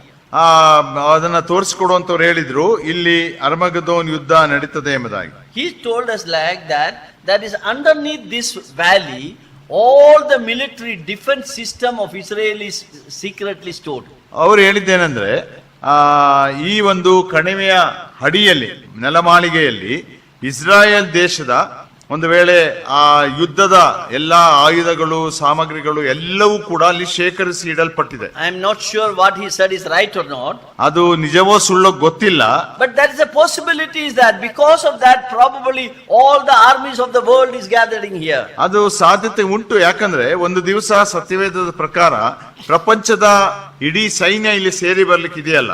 Bible very clearly says that all the armies of the world will gather in a place called Armageddon. ಅರ್ಮಗೆದೋನ್ ಅನ್ನುವಂತ ಸ್ಥಳದಲ್ಲಿ ಸತ್ಯವೇದ ಸ್ಪಷ್ಟವಾಗಿ ಹೇಳುವಂತೆ ಪ್ರಪಂಚದ ಎಲ್ಲಾ ದೇಶದ ಸೈನ್ಯಗಳು ಇಲ್ಲಿ ಸೇರಿ ಬರ್ತವೆ. So in verse 17 to 21 we see the seventh bowl judgment is pouring upon the earth. 17ನೇ ವಚನದಿಂದ 21ನೇ ವಚನ ತನಕ 7ನೆಯ ಪಾತ್ರೆ ಅದು ಒಯ್ಯಲ್ಪಡುವುದನ್ನ ನೋಡ್ತೇವೆ. Yeah, please read that 17 to 21. 17ನೇ ವಚನದ 21. 7ನೇಯವನು ತನ್ನ ಪಾತ್ರೆಯಲ್ಲಿದ್ದದ್ದನ್ನ ವಾಯುಮಂಡಲದ ಮೇಲೆ ಒಯ್ಯಲು ದೇವಾಲಯದಲ್ಲಿರುವ ಸಿಂಹಾಸನದ ಕಡೆಯಿಂದ ಮಹಾಶಬ್ದವು ಉಂಟಾಗಿ ಆಯಿತು ಎಂದು ಹೇಳಿತು. ಆಗ ಮಿಂಚುಗಳು, ವಾಣಿಗಳು, ಗುಡುಗುಗಳು ಉಂಟಾದವು. ಇದಲ್ಲದೆ ಮಹಾಭೂಕಂಪವಾಯಿತು. ಮನುಷ್ಯರು ಭೂಮಿಯ ಮೇಲೆ ಇದ್ದಂದಿನಿಂದ ಅಂತ ದೊಡ್ಡ ಭೂಕಂಪವಾಗಲಿಲ್ಲ. ಮಹಾಪಟ್ಟಣವು 3 ಭಾಗವಾಯಿತು. ಜನಾಂಗಗಳ ಪಟ್ಟಣಗಳು ಬಿದ್ದವು. ಇದಲ್ಲದೆ ದೇವರು ದೊಡ್ಡ ಬಾಬೇಲನ್ನ ಜ್ಞಾಪಿಸಿಕೊಂಡು ತನ್ನ ಉಗ್ರ ಕೋಪವೆಂಬ ದ್ರಾಕ್ಷಾರಸದ ಪಾತ್ರೆಯನ್ನು ಅವಳಿಗೆ ಕುಡಿಯಲು ಕೊಟ್ಟನು. ಆಗ ದ್ವೀಪಗಳೆಲ್ಲ ಓಡಿ ಹೋದವು, ಬೆಟ್ಟಗಳು ಸಿಕ್ಕದೆ ಹೋದವು ಮತ್ತು ಆಕಾಶದಿಂದ ಮನುಷ್ಯರ ಮೇಲೆ ದೊಡ್ಡ ಆನೆಕಲ್ಲಿನ ಮಳೆ ಸುರಿಯಿತು. ಒಂದೊಂದು ಕಲ್ಲು ಹೆಚ್ಚು ಕಡಿಮೆ 4 ಮಣ ತೂಕವಾಗಿತ್ತು. ಆ ಆನೆಕಲ್ಲಿನ ಮಳೆಯ ಕಾಟವು ಬಹಳ ಹೆಚ್ಚಾಗಿದ್ದರಿಂದ ಆ ಮಳೆಯಲ್ಲಿ ಸಿಕ್ಕಿಕೊಂಡ ಮನುಷ್ಯರು ದೇವರನ್ನ ದೂಷಿಸಿದರು. Yeah, look at that seventh bowl judgment. Look at that. What are the things that is going to happen? ಇದು 7ನೇ ಪಾತ್ರೆಯ ತೀರ್ಪು ಏನೇನಾಗ್ತದೆ ಅಲ್ಲಿ ನೋಡ್ರಿ. The seventh bowl judgment when it is poured upon the earth. ಅದು ಭೂಮಿಯ ಮೇಲೆ ಒಯ್ಯಲ್ಪಟ್ಟಾಗ. And first one, the divine judgment takes place. ಮೊಟ್ಟ ಮೊದಲ ದೈವಿಕ ತೀರ್ಪು ನಡೀತದೆ. A loud voice is coming from the throne of God. ದೇವರ ಸಿಂಹಾಸನದ ಕಡೆಯಿಂದ ಮಹಾ ಶಬ್ದ ಕೇಳಿಸ್ತದೆ. What is the loud voice? ಆ ಶಬ್ದ ಏನ್ ಹೇಳ್ತದೆ? ಆಯಿತು, ಫಿನಿಶ್ಡ್. It is finished. ಎಲ್ಲವೂ ಆಯಿತು. All the judgment is poured upon the earth. ಎಲ್ಲಾ ತೀರ್ಪುಗಳು ಭೂಮಿಯ ಮೇಲೆ ಒಯ್ಯಲ್ಪಟ್ಟವು. We see on the cross of Calvary, we see the same statement. ಅದು ಕೂಡ ಕರ್ತನಾದ ಯೇಸು ಕ್ರಿಸ್ತನು ಕಲ್ವಾರಿಯ ಮೇಲೆ ಅದೇ ಮಾತನ್ನ ಹೇಳಿದ. Jesus said, I thirst. ಯೇಸು ಸ್ವಾಮಿ ಹೇಳಿದನು, ನನಗೆ ಬಾಯಾರಿಕೆ ಆಗ್ತದೆ. They give a bitter cup with the bitter drinks they give. ಆತನಿಗೆ ಕಹಿಯಾದ ಪದಾರ್ಥವನ್ನ ಕುಡಿಯಲಿಕ್ಕೆ ಕೊಟ್ಟರು. Then he drank that bitter cup. ಆ ಕಹಿಯಾದ ಪದಾರ್ಥವನ್ನ ಆತನು ಕುಡಿದನು. After drinking that, what he said? ಅದನ್ನ ಕುಡಿದ ನಂತರ ಏನ್ ಹೇಳಿದ? It is ಆತನು ಹೇಳಿದ್ದು ಎಲ್ಲವೂ ತೀರಿತು ಎಂಬುದಾಗಿ. the divine judgment fell upon him. ಅಲ್ಲಿಯೂ ಕೂಡ ತಂದೆಯಾದ ದೇವರ ದೈವಿಕವಾದಂತ ತೀರ್ಪು ಯೇಸು ಕ್ರಿಸ್ತನ ಮೇಲೆ ಸುರಿಸಲ್ಪಟ್ಟಿತು. All the judgment that was supposed to come upon him, it fell upon him. ಎಲ್ಲಾ ತೀರ್ಪು ನಮ್ಮ ಮೇಲೆ ಬರಬೇಕಾದದ್ದು ಆತನ ಮೇಲೆ ಹಾಕಲಾಯಿತು. So he said everything is finished. ಆದ್ರಿಂದಲೇ ಆತನು ಹೇಳಿದ್ದು ಎಲ್ಲವೂ ತೀರಿತು, Nothing more is left.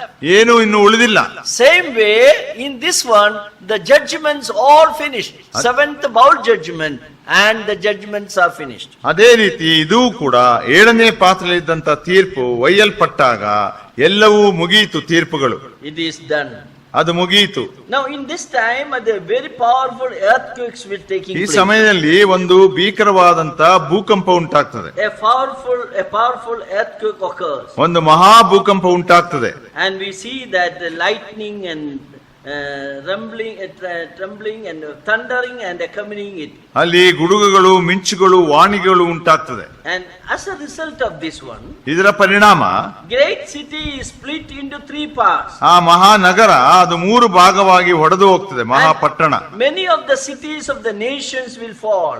ಅನೇಕ ಪಟ್ಟಣಗಳು ಬಿದ್ದು ಹೋಗ್ತವೆ. Probably it is speaking about Jerusalem. Jerusalem will be divided into 3 parts. ಒಂದು ವೇಳೆ ಯೆರೂಸಲೇಮ್ ಬಗ್ಗೆ ಹೇಳಲ್ಪಟ್ಟಿದೆ. ಯೆರೂಸಲೇಮ್ ಪಟ್ಟಣ 3 ಭಾಗವಾಗ್ತದೆ. Other cities also will be destroyed. ಬೇರೆ ನಗರಗಳು ಕೂಡ ನಾಶವಾಗ್ತದೆ. Not only that, ಅದು ಮಾತ್ರವಲ್ಲ, God's wrath is falling upon Babylon. Look at that. ಆ ದೊಡ್ಡ ಬಾಬೇಲಿನ ಜ್ಞಾಪಿಸಿಕೊಂಡು ತನ್ನ ಉಗ್ರ ಕೋಪವನ್ನು ಅದರ ಮೇಲೆ ಹಾಕ್ತಾ ಇದ್ದಾನೆ ದೇವರು. Yeah, the great Babylon is going to be judged at this time. ಈ ಸಮಯದಲ್ಲಿ ದೊಡ್ಡ ಬಾಬೇಲು ನ್ಯಾಯ ತೀರ್ಪಿಗೆ ಒಳಪಡ್ತದೆ. The wrath of God is falling upon Babylon. ದೇವರ ಕೋಪ ಬಾಬೇಲ್ ದೇಶದ ಮೇಲೆ ಬೀಳುತ್ತಾ ಉಂಟು. And because of this judgment that is coming upon the earth, ಈ ಒಂದು ತೀರ್ಪು ಭೂಮಿಯ ಮೇಲೆ ಬರುತ್ತಿರುವ ಕಾರಣ the islands and the mountains will disappear. ನಾವಲ್ಲಿ ನೋಡ್ತೇವೆ ದ್ವೀಪಗಳು ಓಡಿ ಹೋದವು, ಬೆಟ್ಟಗಳು ಸಿಕ್ಕದೆ ಹೋದವು. You know, the island will disappear whenever there is tsunami comes. ಯಾವಾಗಲಾದ್ರೂ ಸುನಾಮಿ ಅನ್ನುವಂತ ದೊಡ್ಡ ಪ್ರವಾಹ ಬಂದ್ರೆ ದ್ವೀಪಗಳು ಮುಚ್ಚಿಕೊಳ್ತವೆ. You know, when the tsunami appeared few years before, many of the islands disappeared. ಕೆಲವು ವರ್ಷಗಳ ಹಿಂದೆ ಸುನಾಮಿ ಉಂಟಾದಾಗ ಅನೇಕ ದ್ವೀಪಗಳು ಈಗ ಕಾಣ್ತಾ ಇಲ್ಲ. Here also same thing is going to happen. Because of the tsunami, many of the islands in the sea will disappear. ಹಾಗಾಗಿ ದೊಡ್ಡ ಒಂದು ಸುನಾಮಿ ರೀತಿಯಲ್ಲಿ ಉಂಟಾಗುವುದರಿಂದ ಇಲ್ಲಿ ಅನೇಕ ದ್ವೀಪಗಳು ಮುಂದೆ ಕಾಣುವುದಿಲ್ಲ. And it is mentioned in the last verse that there is a judgment of the hailstone. ಅಲ್ಲಿ ಕಡೆಯ ವಚನದಲ್ಲಿ ನೋಡ್ತೇವೆ ಒಂದು ದೊಡ್ಡ ಆನೆಕಲ್ಲಿನ ಮಳೆಯ ತೀರ್ಪು ಕೂಡ ಇದೆ. Yeah, verse 21 you please read that. 21ನೇ ವಚನ, ಮತ್ತು ಆಕಾಶದಿಂದ ಮನುಷ್ಯರ ಮೇಲೆ ದೊಡ್ಡ ಆನೆಕಲ್ಲಿನ ಮಳೆ ಸುರಿಯಿತು. ಒಂದೊಂದು ಕಲ್ಲು ಹೆಚ್ಚು ಕಡಿಮೆ 4 ಮಣ ತೂಕವಾಗಿತ್ತು. ಆ ಆನೆಕಲ್ಲಿನ ಮಳೆಯ ಕಾಟವು ಬಹಳ ಹೆಚ್ಚಾಗಿದ್ದರಿಂದ ಆ ಮಳೆಯಲ್ಲಿ ಸಿಕ್ಕಿಕೊಂಡ ಮನುಷ್ಯರು ದೇವರನ್ನ ದೂಷಿಸಿದರು. Yeah, hailstone is falling upon the human being. ಅಲ್ಲಿ ಆನೆಕಲ್ಲಿನ ಮಳೆ ಬೀಳ್ತಾ ಇದೆ.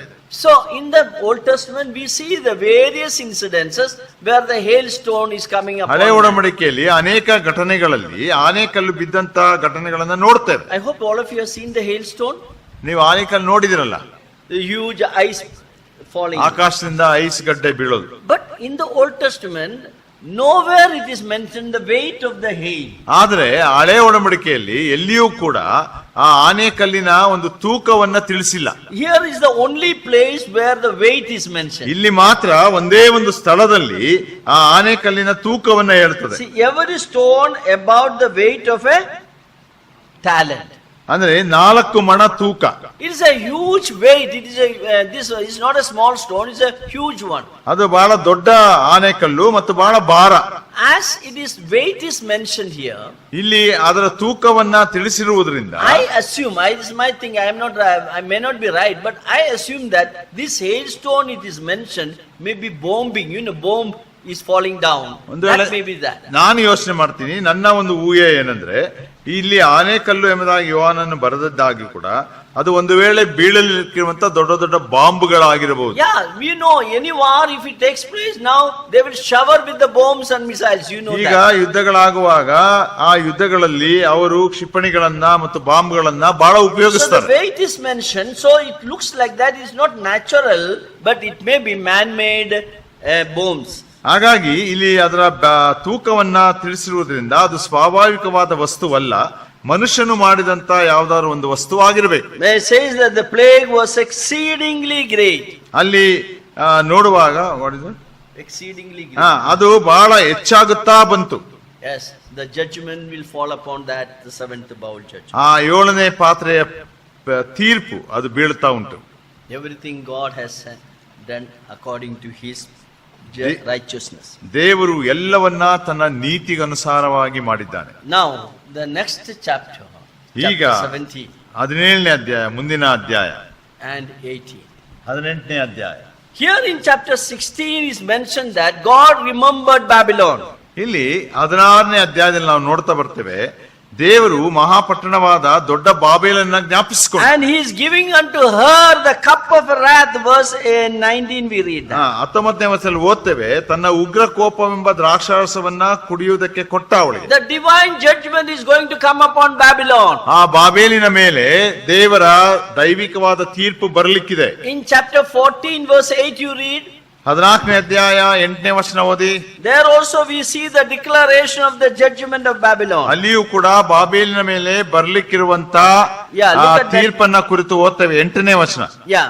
ಅವನ ಹಿಂದೆ ಎರಡನೇವನಾದ ಒಬ್ಬ ದೇವದೂತನು ಬಂದು ಬಿದ್ದಳು, ಬಾಬೇಲೆಂಬ ಮಹಾನಗರಿಯು ಬಿದ್ದಳು, ಆಕೆಯು ಸಕಲ ಜನಾಂಗಗಳಿಗೆ ತನ್ನ ಅತಿ ಜಾರತ್ವ ಎಂಬ ದ್ರಾಕ್ಷಾರಸವನ್ನ ಕುಡಿಸಿದಳು ಎಂದು ಹೇಳಿದನು. So as a result of these judgments, the bowl judgments, and we see that God is sending his judgment upon the city of Babylon. ಹಾಗಾಗಿ ಈ ಒಂದು ಪಾತ್ರಗಳ ತೀರ್ಪಲ್ಲಿ ಆ ಬಾಬೇಲ್ ಎಂಬ ನಗರದ ಮೇಲೆ ದೊಡ್ಡ ತೀರ್ಪುಂಟಾಗುವಾಗ Chapter 17 and 18. 17 ಮತ್ತು 18ನೇ ಅಧ್ಯಾಯದಲ್ಲಿ He is ದೇವರು giving a detailed account of the judgment upon Babylon. ದೇವರು ಆ ಬಾಬೇಲ ಮೇಲೆ ನಡೆಯಲಿಕ್ಕಿರುವಂತಹ ತೀರ್ಪನ್ನ ವಿವರವಾಗಿ 17 ಮತ್ತು 18ನೇ ಅಧ್ಯಾಯದಲ್ಲಿ ಕೊಡ್ತಾ We ಇದ್ದಾನೆ. will just briefly go into that, chapter 17 and 18. ಅದನ್ನ ಸಂಕ್ಷಿಪ್ತವಾಗಿ 17 ಮತ್ತು 18ನೇ ಅಧ್ಯಾಯ ನೋಡೋಣ. Please note down, chapter 17 is the judgment upon the Babylon, the religious Babylon. ಅಲ್ಲಿ 17ನೇ ಅಧ್ಯಾಯ ನಾವು ನೋಡ್ತಾ ಬರುವಾಗ ಅಲ್ಲಿ ಬರುವಂತ ತೀರ್ಪು ಅದು ಧಾರ್ಮಿಕ ಬಾಬೇಲ್ ಎಂಬುವಂತ ತೀರ್ಪು. And I will just, because I don't want to go into the world war and all, we have already taken that, so I just want to omit all that. ಒಂದು ವೇಳೆ ಮಹಾಯುದ್ಧ ಅದನ್ನೆಲ್ಲ ನೋಡುವಂತ ಅವಶ್ಯಕತೆ ಇಲ್ಲ, ಆಗಲೇ ನೋಡಿದ್ದೇವೆ. We will go into the judgment of God upon the Babylon. ಆ ಬಾಬೇಲ್ ಎಂಬ ಮಹಾನಗರಿ ಮೇಲೆ ಆಗುವಂತ ತೀರ್ಪನ್ನ ಮಾತ್ರ ನೋಡೋಣ. Look at that. ಈಗ ನೋಡ್ರಿ, Here we see the city of Babylon is going to be judged. ಇದು ಬಾಬೇಲ್ ಎಂಬ Mahanagari. Here we see a woman is seated upon the seven-headed beast. ಇಲ್ಲಿ 7 ತಲೆಗಳ ಮೃಗದ ಮೇಲೆ ಒಬ್ಬ ಸ್ತ್ರೀ ಕೂತಿರುವುದನ್ನ ನೋಡ್ತೇವೆ. Yeah, we will read few verses there. ಕೆಲವು ವಚನಗಳನ್ನ ಓದೋಣ. Chapter 17, 17ನೇ ಅಧ್ಯಾಯ verse 1 to 3 we will read. 1 ರಿಂದ 3. 7 ಪಾತ್ರೆಗಳನ್ನ ಹಿಡಿದಿದ್ದ 7 ಮಂದಿ ದೇವದೂತರಲ್ಲಿ ಒಬ್ಬನು ಬಂದು ನನ್ನ ಸಂಗಡ ಮಾತಾಡಿ, ಬಹಳ ನೀರುಗಳ ಮೇಲೆ ವಾಸಿಸಿರುವ ಮಹಾ ಜಾರಸ್ತ್ರೀಗೆ ಬರುವ ದಂಡನೆಯನ್ನ ನಿನಗೆ ತೋರಿಸುತ್ತೇನೆ.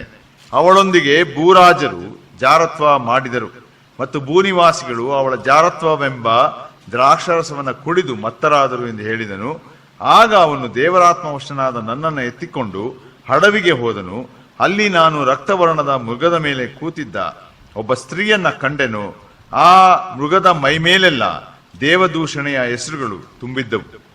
We see that there is a lady mentioned here. ಇಲ್ಲಿ ನಾವು ಒಬ್ಬ ಸ್ತ್ರೀಯ ಬಗ್ಗೆ ಹೇಳಿರುವುದನ್ನು ನೋಡ್ತೇವೆ. Her name is mentioned in verse 5. Upon her forehead was a name is written, Mystery Babylon the Great, the mother of harlots and abominations of the earth. ಆ ಸ್ತ್ರೀಯ ಹೆಸರು ಏನಂದ್ರೆ 5ನೇ ವರ್ಷದಲ್ಲಿ ಅವಳ ಹಣೆಯ ಮೇಲೆ ಬಾಬೇಲ್ ಎಂಬ ಮಹಾನಗರಿ, ಭೂಮಿಯಲ್ಲಿರುವ ಜಾರ ಸ್ತ್ರೀಯರಿಗೂ ಅಸಹ್ಯವಾದ ಕಾರ್ಯಗಳಿಗೂ ತಾಯಿ. Now I will give you a brief idea about the Babylon and the judgment that is going to come upon it. ನಾನು ನಿಮಗೆ ಒಂದು ಸಂಕ್ಷಿಪ್ತವಾದ ವಿವರಣೆಯನ್ನ ಬಾಬೇಲ್ ಮತ್ತು ಅದರ ಮೇಲೆ ಬರ್ಲಿಕ್ಕಿರುವಂತ ತೀರ್ಪನ್ನ ಕುರಿತು ಹೇಳ್ತೇನೆ. We read about Babylon first time in Genesis chapter 11. ನಾವು ಮೊಟ್ಟ ಮೊದಲ ಬಾರಿಗೆ ಬಾಬೇಲ್ ಅನ್ನುವಂತ ಹೆಸರನ್ನ ಆದಿಕಾಂಡ 11ನೇ ಅಧ್ಯಾಯದಲ್ಲಿ ಓದ್ತೇವೆ. We know that after the flood people gathered together. ನಮಗೆ ಗೊತ್ತುಂಟು, ಆ ಜಲಪ್ರಳಯವಾದ ನಂತರ ಜನರು ಒಟ್ಟಿಗೆ ಸೇರಿ ಬಂದರು. They came to a place called the Shinar. ಅವರು ಶೀನಾರ್ ಎಂಬುವಂತ ಒಂದು ಪ್ರಾಂತ್ಯಕ್ಕೆ ಬರ್ತಾರೆ. And they decided we will make a big tower. ಅವರು ತೀರ್ಮಾನಿಸ್ತಾರೆ, ನಾವು ಒಂದು ದೊಡ್ಡ ಗೋಪುರವನ್ನ ಕಟ್ತೇವೆ. Yeah, even if any flood comes we will be saved. ಯಾಕಂದ್ರೆ ಅವರು ಯೋಚಿಸ್ತಾರೆ, ಈ ತರ ಮುಂದೆ ಏನಾದ್ರೂ ಪ್ರಳಯ ಬಂದ್ರೆ ನಾವು ಸುರಕ್ಷಿತವಾಗಿರ್ಬೋದು. Yeah, Genesis 11 verse 4 you please read. ಆದಿಕಾಂಡ 11ನೇ ಅಧ್ಯಾಯ 4ನೇ ವಚನ.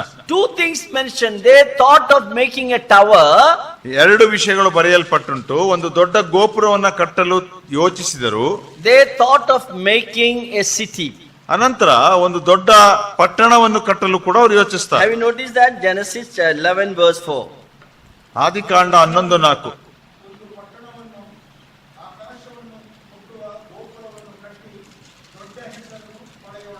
Yeah. So, yeah.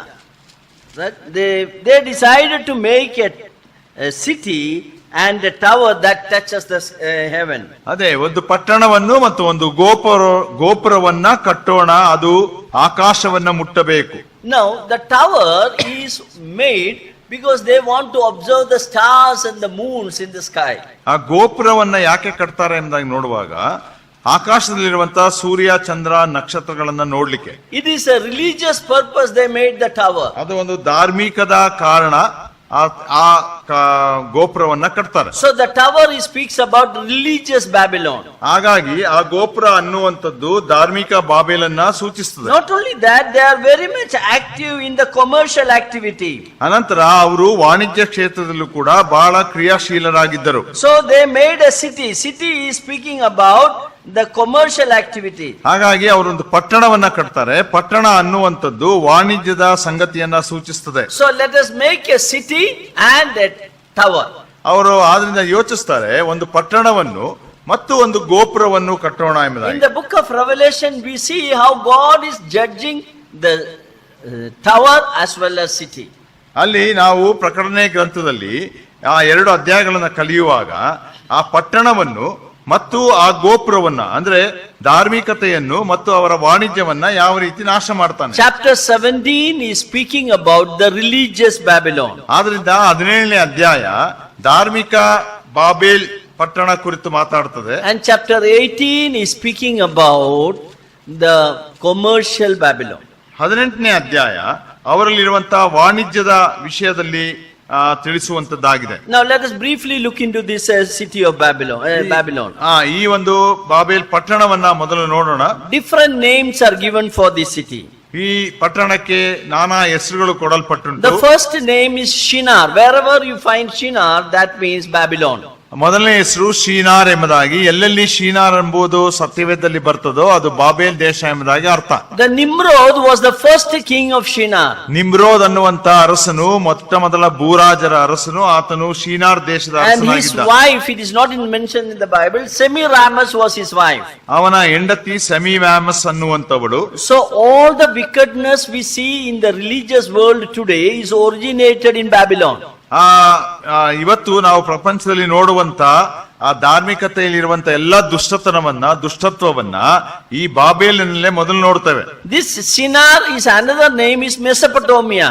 ಆ ಶೀನಾರ್ಗಿರುವಂತ ಇನ್ನೊಂದು ಹೆಸರು ಮೆಸೊಪೊಟೋಮಿಯಾ ಎಂಬುದಾಗಿ. It is from the Mesopotamia that Abraham came and God has called him out. ಆ ಮೆಸೊಪೊಟೋಮಿಯಾದಿಂದಲೇ ದೇವರು ಕರೆಯುವಾಗ ಅಬ್ರಾಮನು ಬಂದದ್ದು. That was a place where the idol worships were there. ಆ ಸ್ಥಳದಲ್ಲಿ ಅತಿಯಾದಂತ ವಿಗ್ರಹಾರಾಧನೆ ಇತ್ತು. As I told you, they have a tower. They are watching the moon and the stars from this tower. ಅವರಲ್ಲಿ ಒಂದು ಗೋಪುರವಿದೆ. ಆ ಗೋಪುರವನ್ನ ಹತ್ತಿ ಅವರು ಆಕಾಶದಲ್ಲಿರುವಂತ ಚಂದ್ರ ನಕ್ಷತ್ರಗಳನ್ನ ನೋಡ್ತಾರೆ. In Mesopotamia, the main god is sun god, moon god. ಆ ಮೆಸೊಪೊಟೋಮಿಯಾದಲ್ಲಿರುವಂತ ಪ್ರಮುಖವಾದಂತ ದೇವರು ಯಾರಂದ್ರೆ, ದೇವತೆ ಯಾರಂದ್ರೆ ಚಂದ್ರ ದೇವತೆ. They were worshipping moon and the stars. ಅವರು ಚಂದ್ರನನ್ನ ನಕ್ಷತ್ರವನ್ನ ಪೂಜಿಸ್ತಾ ಇದ್ರು. You know, there is some religion which is very much fond of moon and the star. ನಮಗೊಂದು ಧರ್ಮ ಗೊತ್ತುಂಟಲ್ವಾ, ಅವರು ಹೆಚ್ಚಾಗಿ ಚಂದ್ರನನ್ನು ಮತ್ತು ನಕ್ಷತ್ರವನ್ನ ಪೂಜಿಸ್ತಾರೆ. Don't misunderstand that they have something to do with the Bible, nothing that. ಅವ್ರಿಗೂ ಸತ್ಯವೇದಕ್ಕೂ ಯಾವ ಸಂಬಂಧವಿಲ್ಲ. They say that Jehovah and Allah is the same. That is not right. ಅವ್ರು ಹೇಳೋದೇನಂದ್ರೆ ಯೆಹೋವನು ಮತ್ತು ಅಲ್ಲಾ ಒಂದೇ ಎಂಬುದಾಗಿ. Allah is actually moon god. ಅಲ್ಲ ಅಂದ್ರೆ ಅದು ಚಂದ್ರ ದೇವತೆ. Originated in the Mesopotamian region. ಅದು ಮೆಸೊಪೊಟೋಮಿಯಾ ಪ್ರಾಂತದಲ್ಲಿ ಮೂಲಕ್ಕೆ ಬಂದದ್ದು. So they are very much fond of this moon and the stars. ಹಾಗಾಗಿ ಅವರು ಹೆಚ್ಚಾಗಿ ಚಂದ್ರ ಮತ್ತು ನಕ್ಷತ್ರವನ್ನ ಬಹಳ ಇಷ್ಟಪಡ್ತಾರೆ.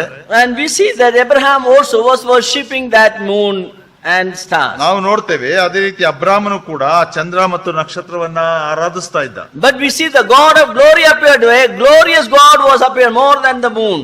ಆ ಮಹಿಮೆಯುಳ್ಳಂತ ದೇವರು, ಚಂದ್ರನಿಗಿಂತ ಹೆಚ್ಚಾದ ಮಹಿಮೆಯುಳ್ಳಂತ ದೇವರು ಅಬ್ರಾಮನಿಗೆ ಕಾಣಿಸಿಕೊಳ್ತಾನೆ. God has called him out of that place. ಆ ಸ್ಥಳದಿಂದ ಅಬ್ರಾಮನನ್ನ ಹೊರಗೆ ಕರೆದುಕೊಳ್ತಾನೆ. And from Ur, from Mesopotamia, he came to the promised land. ಊರ್ ಎಂಬುವಂತ ಸ್ಥಳದಿಂದ, ಮೆಸೊಪೊಟೋಮಿಯಾದ ಊರ್ ಅನ್ನುವಂತ ಸ್ಥಳದಿಂದ ಅವನು ಹೊರಗಡೆ ಬರ್ತಾನೆ. This Babylon is having another name that is called the land of Nimrod. ಆ ಬಾಬಿಲೋನ್ ಅನ್ನು ಬಾಬೆಲ್ಗೆ ಇನ್ನೊಂದು ಹೆಸರುಂಟು, ನಿಮ್ರೋದನ ಸ್ಥಳ ಎಂಬುದಾಗಿ. The modern name is Iraq. ಇವತ್ತಿನ ನೂತನ ಹೆಸರು ಅದಕ್ಕಿರುವಂತದ್ದು ಇರಾಕ್ ದೇಶ. So Babylon and Iraq is the same. Babylon, Babel ಮತ್ತು ಇರಾಕ್ ಒಂದೇ ಆಗಿದೆ. It is having the two rivers, Euphrates and Tigris. That are the two rivers are there. It's a highly fertile land. ಅಲ್ಲಿ ಎರಡು ನದಿಗಳುಂಟು, Euphrates ಮತ್ತು Tigris ಅನ್ನುವಂತ ನದಿ. ಅಲ್ಲಿರುವಂತ ಭೂಮಿ ಎಲ್ಲವೂ ಕೂಡ ಬಹಳ ಫಲವತ್ತಾದ ಭೂಮಿ. The first king of Babylon, as I told you, his name is Nimrod. ಮೊಟ್ಟ ಮೊದಲ ಅರಸನು ಬಾಬೇಲಿನ ಅರಸನು ನಿಮ್ರೋದನು. And his wife is Semiramis. Bible is not speaking about that. ಅವನ ಹೆಂಡತಿಯ ಹೆಸರು ಸೆಮಿರಾಮಸ್ ಎಂಬುದಾಗಿ ಸತ್ಯವೇದದಲ್ಲಿ ಆ ಹೆಸರು ನೋಡುವುದಿಲ್ಲ. But in Ezekiel and all we read about the queen of heaven. That is referring to Semiramis. ಆದ್ರೆ ಎಜೆಕೇಲ್ನ ಗ್ರಂಥ ಮತ್ತು ಇತರ ಕಡೆಗಳಲ್ಲಿ ಪರಲೋಕದ ರಾಣಿ ಎಂಬುದಾಗಿ ನೋಡ್ತೇವೆ, ಅದು ಈ ಸ್ತ್ರೀಯ ಹೆಸರೇ. They have a son called Tamusu. You read that. ತಾಮುಸ್ ಅನ್ನುವಂತವನು ಅವರ ಮಗ. So they are worshipping the mother and the child worship is started there. ಅಲ್ಲಿ ತಾಯಿಯನ್ನು ಮಗನನ್ನ ಆರಾಧಿಸುವ ಸ್ಥಳ ಪ್ರಾರಂಭವಾಯಿತು. This mother child worship is taken by Catholic Church also.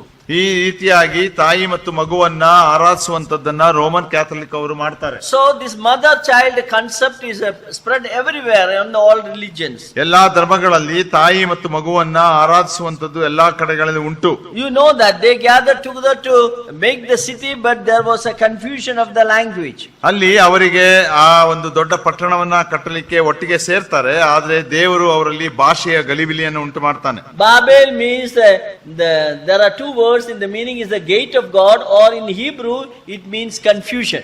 ಅಲ್ಲಿ ಬಾಬೇಲ್ ಅಂದ್ರೆ ಎರಡು ಅರ್ಥ ಉಂಟು, ಅದು ದೇವರ ಒಂದು ದ್ವಾರ ಎಂಬುದಾಗಿ, ಅಥವಾ ಇಬ್ರಿಯ ಗ್ರಂಥದಲ್ಲಿ ಇಬ್ರಿಯ ಭಾಷೆಯಲ್ಲಿ ನೋಡೋದಾದ್ರೆ ಅದು ಗಲಿಬಿಲಿ ಉಂಟು ಮಾಡುವ ಸ್ಥಳ.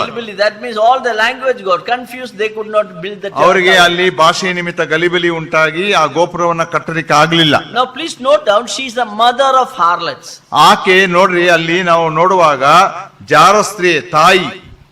That means she had many daughters. ಅಂದ್ರೆ She is a mother. ಆಕೆಗೆ ಅನೇಕ ಹೆಣ್ಣು ಮಕ್ಕಳಿದ್ರು. So that means it is a union of various religions. ಅಂದ್ರೆ ಅಲ್ಲಿ ಅದನ್ನ ನೋಡುವಾಗ ಹೆಣ್ಣು ಮಕ್ಕಳು ಎಂಬುದಾಗಿ ಹೇಳುವಾಗ ಅನೇಕ ಧರ್ಮಗಳು ಐಕ್ಯವಾಗುವಂತದ್ದು. Please note down what is mean by harlotry in the Bible sense. ಸತ್ಯವೇದದ ಪ್ರಕಾರ ಜಾರತ್ವ ಅಂದ್ರೆ ಏನು ಎಂಬುದನ್ನ ಆಲೋಚಿಸ್ರಿ. A harlot is a lady who is leaving her husband, a true husband, and going after other men. ಆ ಜಾರಸ್ತ್ರೀ ಎಂಬುದಾಗಿ ಹೇಳುವಾಗ ತನ್ನ ನಿಜ ಗಂಡನನ್ನ ಪತಿಯನ್ನ ಬಿಟ್ಟು ಬೇರೆಯವರ ಹಿಂದೆ ಹೋಗುವಂತವಳು. In spiritually it means that a person who is not worshipping the living and true God. ಆತ್ಮಿಕವಾಗಿ ಅದನ್ನು ನೋಡುವಾಗ ಆ ಒಬ್ಬ ವ್ಯಕ್ತಿ ಯಾವಾಗ ಸತ್ಯ ದೇವರು ಮತ್ತು ಆತ್ಮಿಕ ದೇವರನ್ನ ಆರಾಧಿಸುವುದಿಲ್ಲ, And going after the idol worship, he is a harlot. ಅವನು ವಿಗ್ರಹಾರಾಧನೆ ಹಿಂದೆಗೆ ಹೋದರೆ ಅವನು ಜಾರನಾಗಿದ್ದಾನೆ. Rejecting the true and the living God is a fornication, spiritual fornication. ಸತ್ಯ ದೇವರು ಮತ್ತು ನಿಜ ದೇವರು ಆಗಿರುವಂತ ಆತನನ್ನು ತಿರಸ್ಕರಿಸುವಂತದ್ದು ಆತ್ಮಿಕವಾದಂತ ಜಾರತ್ವ. She is a mother. As I told you, she has many daughters, many religions. They are involved in this. ಆಕೆ ತಾಯಿ, ಆಕೆಗೆ ಅನೇಕ ಮಕ್ಕಳಿದ್ದಾರೆ, ಅಂದ್ರೆ ಅನೇಕ ಧರ್ಮಗಳು ಐಕ್ಯವಾಗಿವೆ ಅಲ್ಲಿ. Definitely in this one, the prominent one is papal system, the Catholic system. ಈ ಒಂದು ಧಾರ್ಮಿಕ ಒಕ್ಕೂಟದಲ್ಲಿ ಪ್ರಾಮುಖ್ಯವಾಗಿರುವಂತಹ ಧರ್ಮ ಯಾವುದು ಎಂಬುದಾಗಿ ಹೇಳುವಾಗ ಪೋಪರು ಆಳುವಂತ Roman ಕ್ಯಾಥೋಲಿಸಂ. They wanted to gather all the religions together. ಅವರಿಗೆ ಎಲ್ಲಾ ಧರ್ಮಗಳನ್ನ ಒಟ್ಟಿಗೆ ತರಬೇಕು ಎಂಬುವಂತ ಒಂದು ಆಕಾಂಕ್ಷೆ. You look at verse 6, it is mentioned, that makes it very clear that it is a papal system. 6ನೇ ವಚನ ನೋಡುವಾಗ ಅದು ಆ ಪೋಪರ ಒಂದು ವ್ಯವಸ್ಥೆ ಎಂಬುದಾಗಿ ಅರ್ಥವಾಗ್ತದೆ. 6ನೇ ವಚನ, drank with the blood of the saints and with the blood of the martyrs of Jesus. ಆ ಸ್ತ್ರೀಯು ದೇವಜನರ ರಕ್ತವನ್ನು ಯೇಸುವಿಗೋಸ್ಕರ ಸಾಕ್ಷಿ ಕೊಟ್ಟು ಹತರಾದವರ ರಕ್ತವನ್ನ ಕುಡಿದು ಮತ್ತಳಾಗಿರುವುದನ್ನು ಕಂಡೆನು. When I saw her, I was wondering. ಅವಳನ್ನ ನೋಡುವಾಗ ನನಗೆ ಆಶ್ಚರ್ಯಪಟ್ಟೆನು. She drank the blood of the martyrs of Jesus. ದೇವರ ಯೇಸು ಕ್ರಿಸ್ತನ ರಕ್ತ ಸಾಕ್ಷಿಗಳ ರಕ್ತವನ್ನ ಕುಡಿದಳು. As I told you, Catholic Church has killed hundreds and hundreds of believers. ನಾನು ಹೇಳ್ತಾ ಬಂದ ಹಾಗೆ ನೂರಾರು ವಿಶ್ವಾಸಿಗಳನ್ನ ಈ ಕ್ಯಾಥೋಲಿಕ್ ಚರ್ಚ್ ಬಹಳ ಹಿಂದೆ Even the ಅವು people, ಕೊಂದಿದೆ. those who translated the Bible, they were burned alive. ಸತ್ಯವೇದವನ್ನ ಬೇರೆ ಭಾಷೆಗಳಿಗೆ ಭಾಷಾಂತರ ಮಾಡಿದವರನ್ನು ಕೂಡ ಜೀವ ಸಹಿತ ಸುಟ್ಟಾಕಿದ್ದಾರೆ. Only thing that they have translated Bible, that's the only reason. ಅವರು ಮಾಡಿದಂತ ಒಂದೇ ಒಂದು ಕೆಲಸ ಏನಂದ್ರೆ ಸತ್ಯವೇದವನ್ನ ಭಾಷಾಂತರಿಸಿದರು. Because they knew that if people start reading the Bible, they can understand the true religion. ಅವರಿಗೆ ಗೊತ್ತಾಯ್ತು ಏನಂದ್ರೆ ಒಂದು ವೇಳೆ ಈ ಬೈಬಲ್ಗಳು ಎಲ್ಲಾ ಜನರಿಗೆ ಸಿಕ್ಕಿ ಅವರು ಓದಲಿಕ್ಕೆ ಶುರು ಮಾಡಿದ್ರೆ Yes. ಸತ್ಯ ಧರ್ಮ ಯಾವುದು ಅನ್ನೋದು ಅವ್ರಿಗೆ ಗೊತ್ತಾಗ್ತದೆ. Vatican is the smallest city in the world, Vatican ಅನ್ನುವಂಥದ್ದು ಇಡೀ ಪ್ರಪಂಚದಲ್ಲೇ ಒಂದು ಸಣ್ಣ ನಗರ, but it controls the whole world. ಆದ್ರೆ ಅದು ಇಡೀ ಪ್ರಪಂಚವನ್ನ ತನ್ನ ಹತೋಟಿಯಲ್ಲಿ ಇಟ್ಟುಕೊಂಡಿದೆ. 1.4 billion population is there. 140 ಕೋಟಿ Roman ಕ್ಯಾಥೋಲಿಸಮ್ದು All over the world they are. ಇಡೀ ಪ್ರಪಂಚದಾದ್ಯಂತ They control everything. ಎಲ್ಲವನ್ನ ತಮ್ಮ ಸ್ವಾಧೀನ ಹತೋಟಿಯಲ್ಲಿ ಇಟ್ಕೊಂಡಿದ್ದಾರೆ. If you go in India also, most of the land belongs to whom? ನಾವು ಭಾರತ ದೇಶದಲ್ಲಿ ಹೋದರೂ ಕೂಡ ಅನೇಕ ಈ ಭೂಮಿ ಸ್ಥಳಗಳು ಅದು ಯಾರಿಗೆ ಸೇರಿವೆ? It's all Catholic. ಎಲ್ಲವೂ ಕೂಡ ಕ್ಯಾಥೋಲಿಕ್ They ಅವರು. are very rich in fact. ಅವರು ನಿಜ ನೋಡುವುದಾದ್ರೆ ಬಹಳ ಶ್ರೀಮಂತರು. Their wealth is so amazing, so much of wealth they are accumulating. ಅವರ ಆಸ್ತಿ ಬಹಳ ಆಶ್ಚರ್ಯಕರವಾಗಿದೆ. But when the Antichrist will come, ಆದ್ರೆ ಕ್ರಿಸ್ತ ವಿರೋಧಿ ಬರುವ he will destroy everything and he will actually confiscate all the wealth of this religion. ನೋಡ್ರಿ, ಈ Roman ಕ್ಯಾಥೋಲಿನ ಎಲ್ಲಾ ಆಸ್ತಿಯನ್ನ ಕ್ರಿಸ್ತ ವಿರೋಧಿ ಒಂದು ದಿವಸ ಕಬ್ಜಾ ಮಾಡಿ ತನ್ನ ಸ್ವಾಧೀನಕ್ಕೆ ತೆಗೆದುಕೊಳ್ತಾನೆ. So we see this chapter 17 is the union of a religious organization, URO. ಅಲ್ಲಿ URO ಅನ್ನುವಂತ ಅಂದ್ರೆ ಧಾರ್ಮಿಕ ಸಂಸ್ಥೆಗಳ ಒಂದು ಒಕ್ಕೂಟ ಅದಾಗಿದೆ. See, look at that. The Pope who died, he is there, he is gathering everyone. ಅಲ್ಲಿ ಪೋಪರು ಕೂಡ ನಿಂತುಕೊಂಡು ಪ್ರಪಂಚದ ಎಲ್ಲ ಧರ್ಮವನ್ನ ಒಟ್ಟುಗೂಡಿಸ್ತಾ ಇದ್ದಾರೆ. All the religious people are there. ಅಲ್ಲಿ ಎಲ್ಲಾ ಧಾರ್ಮಿಕ ನಾಯಕರಿದ್ದಾರೆ. In India, from Amma is also there. ನಮ್ಮ ಭಾರತ ದೇಶದಿಂದ ಅಮ್ಮರವರು ಕೂಡ ಇದ್ದಾರೆ. All the religions are gathered. ಎಲ್ಲಾ ಧರ್ಮದವರು ಅಲ್ಲಿ ಸೇರಿಕೊಂಡಿದ್ದಾರೆ. That is chapter 17. ಅದು 17ನೇ ಅಧ್ಯಾಯ. Union of religions. Union of religions ಅಂದ್ರೆ ಯುನೈಟೆಡ್ ಧಾರ್ಮಿಕ ಸಂಸ್ಥೆಗಳ ಒಕ್ಕೂಟ. UNO, like the Union of Nations of United Nations of organization. Same way here, United Religious Organization. ವಿಶ್ವಸಂಸ್ಥೆ ಇದ್ದ ಹಾಗೆ ಇದು ಕೂಡ ಯುನೈಟೆಡ್ ರಿಲಿಜಿಯಸ್ ಆರ್ಗನೈಸೇಷನ್ ಎಂಬುದಾಗಿ. Ecumenical system is there. ಇಲ್ಲಿ ಎಲ್ಲರೂ ಒಂದಾಗಬೇಕು ಅನ್ನುವಂತ ಒಂದು ಆಲೋಚನೆ. Now look at that, this lady. ಈ ಸ್ತ್ರೀಯನ್ನ ನೋಡ್ರಿ. Babylon, the mystery Babylon, the ಗೂಢಾರ್ಥವಾದಂತ ತಾಯಿಯಾದಂತ Babel ಅನ್ನುವಂತವಳು. She has a cup, all the abominations, all the wicked, she made to drink everyone. ಎಲ್ಲಾ ದುಷ್ಟತನ, ಎಲ್ಲಾ ಅಸಹ್ಯವಾದಂತ ಕಾರ್ಯಗಳು ಆ ಕೈಯಲ್ಲಿ ಹಿಡಿದುಕೊಂಡಿದ್ದಾಳೆ. Now she is seated upon the beast. ಆಕೆ ಆ ಮೃಗದ ಮೇಲೆ ಕೂತಿದ್ದಾಳೆ. Who is this beast? ಈ ಮೃಗ ಯಾರು? ಕ್ರಿಸ್ತ ವಿರೋಧಿ. Who is that? ಯಾರು? Antichrist. ಕ್ರಿಸ್ತ ವಿರೋಧಿ. So this Antichrist and this religious organization, they are joined together. ನೋಡ್ರಿ, ಇಲ್ಲಿ ಈಗ ಆ ಎಲ್ಲಾ ಧರ್ಮಗಳ ಒಕ್ಕೂಟ ಇದೆಯಲ್ಲ ಅದನ್ನು ಮತ್ತು ಕ್ರಿಸ್ತ ವಿರೋಧಿ ಒಟ್ಟಾಗಿ The ಸೇರ್ತಾ ಇದ್ದಾರೆ. Antichrist will come to the political power with the help of this lady. ಈ ಸ್ತ್ರೀಯ ಒಂದು ಸಹಾಯದಿಂದ ಒಂದು ರಾಜಕೀಯ ಆಡಳಿತಕ್ಕೆ ಈ ಕ್ರಿಸ್ತ ವಿರೋಧಿ ಬರ್ತಾನೆ. See, any country, you know, even in America or India, you take any country, they are coming in the political power with the help of the religion.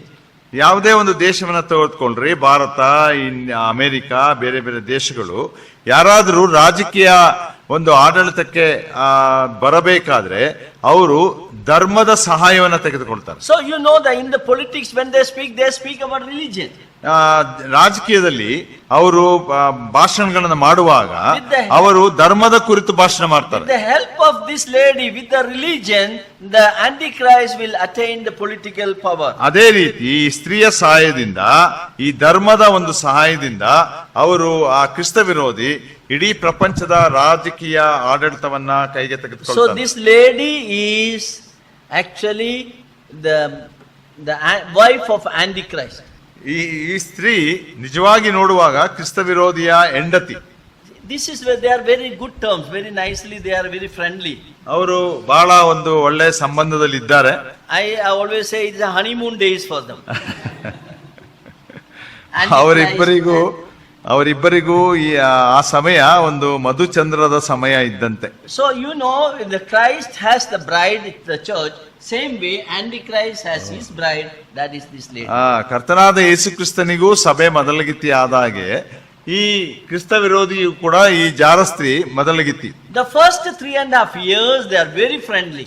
ಮೊದಲ 3.5 ವರ್ಷ ಬಹಳ ಸ್ನೇಹಮಯವಾಗಿರ್ತಾರೆ. When the economic policy of the Antichrist fails, ಯಾವಾಗ ಆ ಕ್ರಿಸ್ತ ವಿರೋಧಿಯ ಆರ್ಥಿಕ ವ್ಯವಸ್ಥೆ ಕುಸಿತದೋ he will hate this lady. ಅವಾಗ ಈ ಸ್ತ್ರೀಯನ್ನ ಹಗೆ ಮಾಡ್ಲಿಕ್ಕೆ ಶುರು The ಮಾಡ್ತಾರೆ. 10 horns, the 10 nations are there. They will also hate this lady. ಆ 10 ಕೊಂಬುಗಳು ಅಂದ್ರೆ 10 ರಾಜ್ಯಗಳನ್ನು ಸೂಚಿಸುವಂತವರು ಕೂಡ ಈ ಸ್ತ್ರೀಯನ್ನ ಹಗೆ They ಮಾಡ್ತಾರೆ. will destroy this lady ಅವಾಗ ಈ ಸ್ತ್ರೀಯನ್ನ ನಾಶ and ಮಾಡ್ತಾರೆ, they will burn.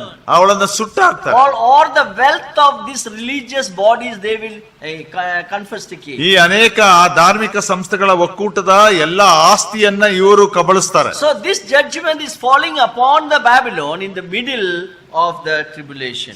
ಸಂಕಟ ಮಹಾಸಂಕಟ ಕಾಲದ ಮಧ್ಯ ಸಮಯದಲ್ಲಿ ಈ ತೀರ್ಪು ಈ ಬಾಬೇಲ್ ನಗರದ ಮೇಲೆ ಬೀಳ್ತದೆ. We will consider in the next tomorrow. The first we see the judgment upon the Babylon, the religious Babylon. ನಾವು ಮೊದಲು ನಾಳೆ ಧಾರ್ಮಿಕ ಬಾಬೇಲ್ ಮೇಲೆ ಬೀಳುವಂತ ತೀರ್ಪನ್ನು ನೋಡೋಣ.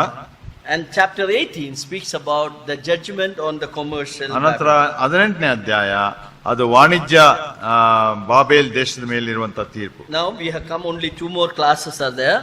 ನಾವು ಇಲ್ಲಿಗೆ ಬಂದಿದ್ದೇವೆ, ಇನ್ನು 2 ತರಗತಿಗಳು ಮಾತ್ರ ಉಂಟು. We have around 4-5 chapters are there. ಇನ್ನು 4-5 ಅಧ್ಯಾಯ ಉಂಟು.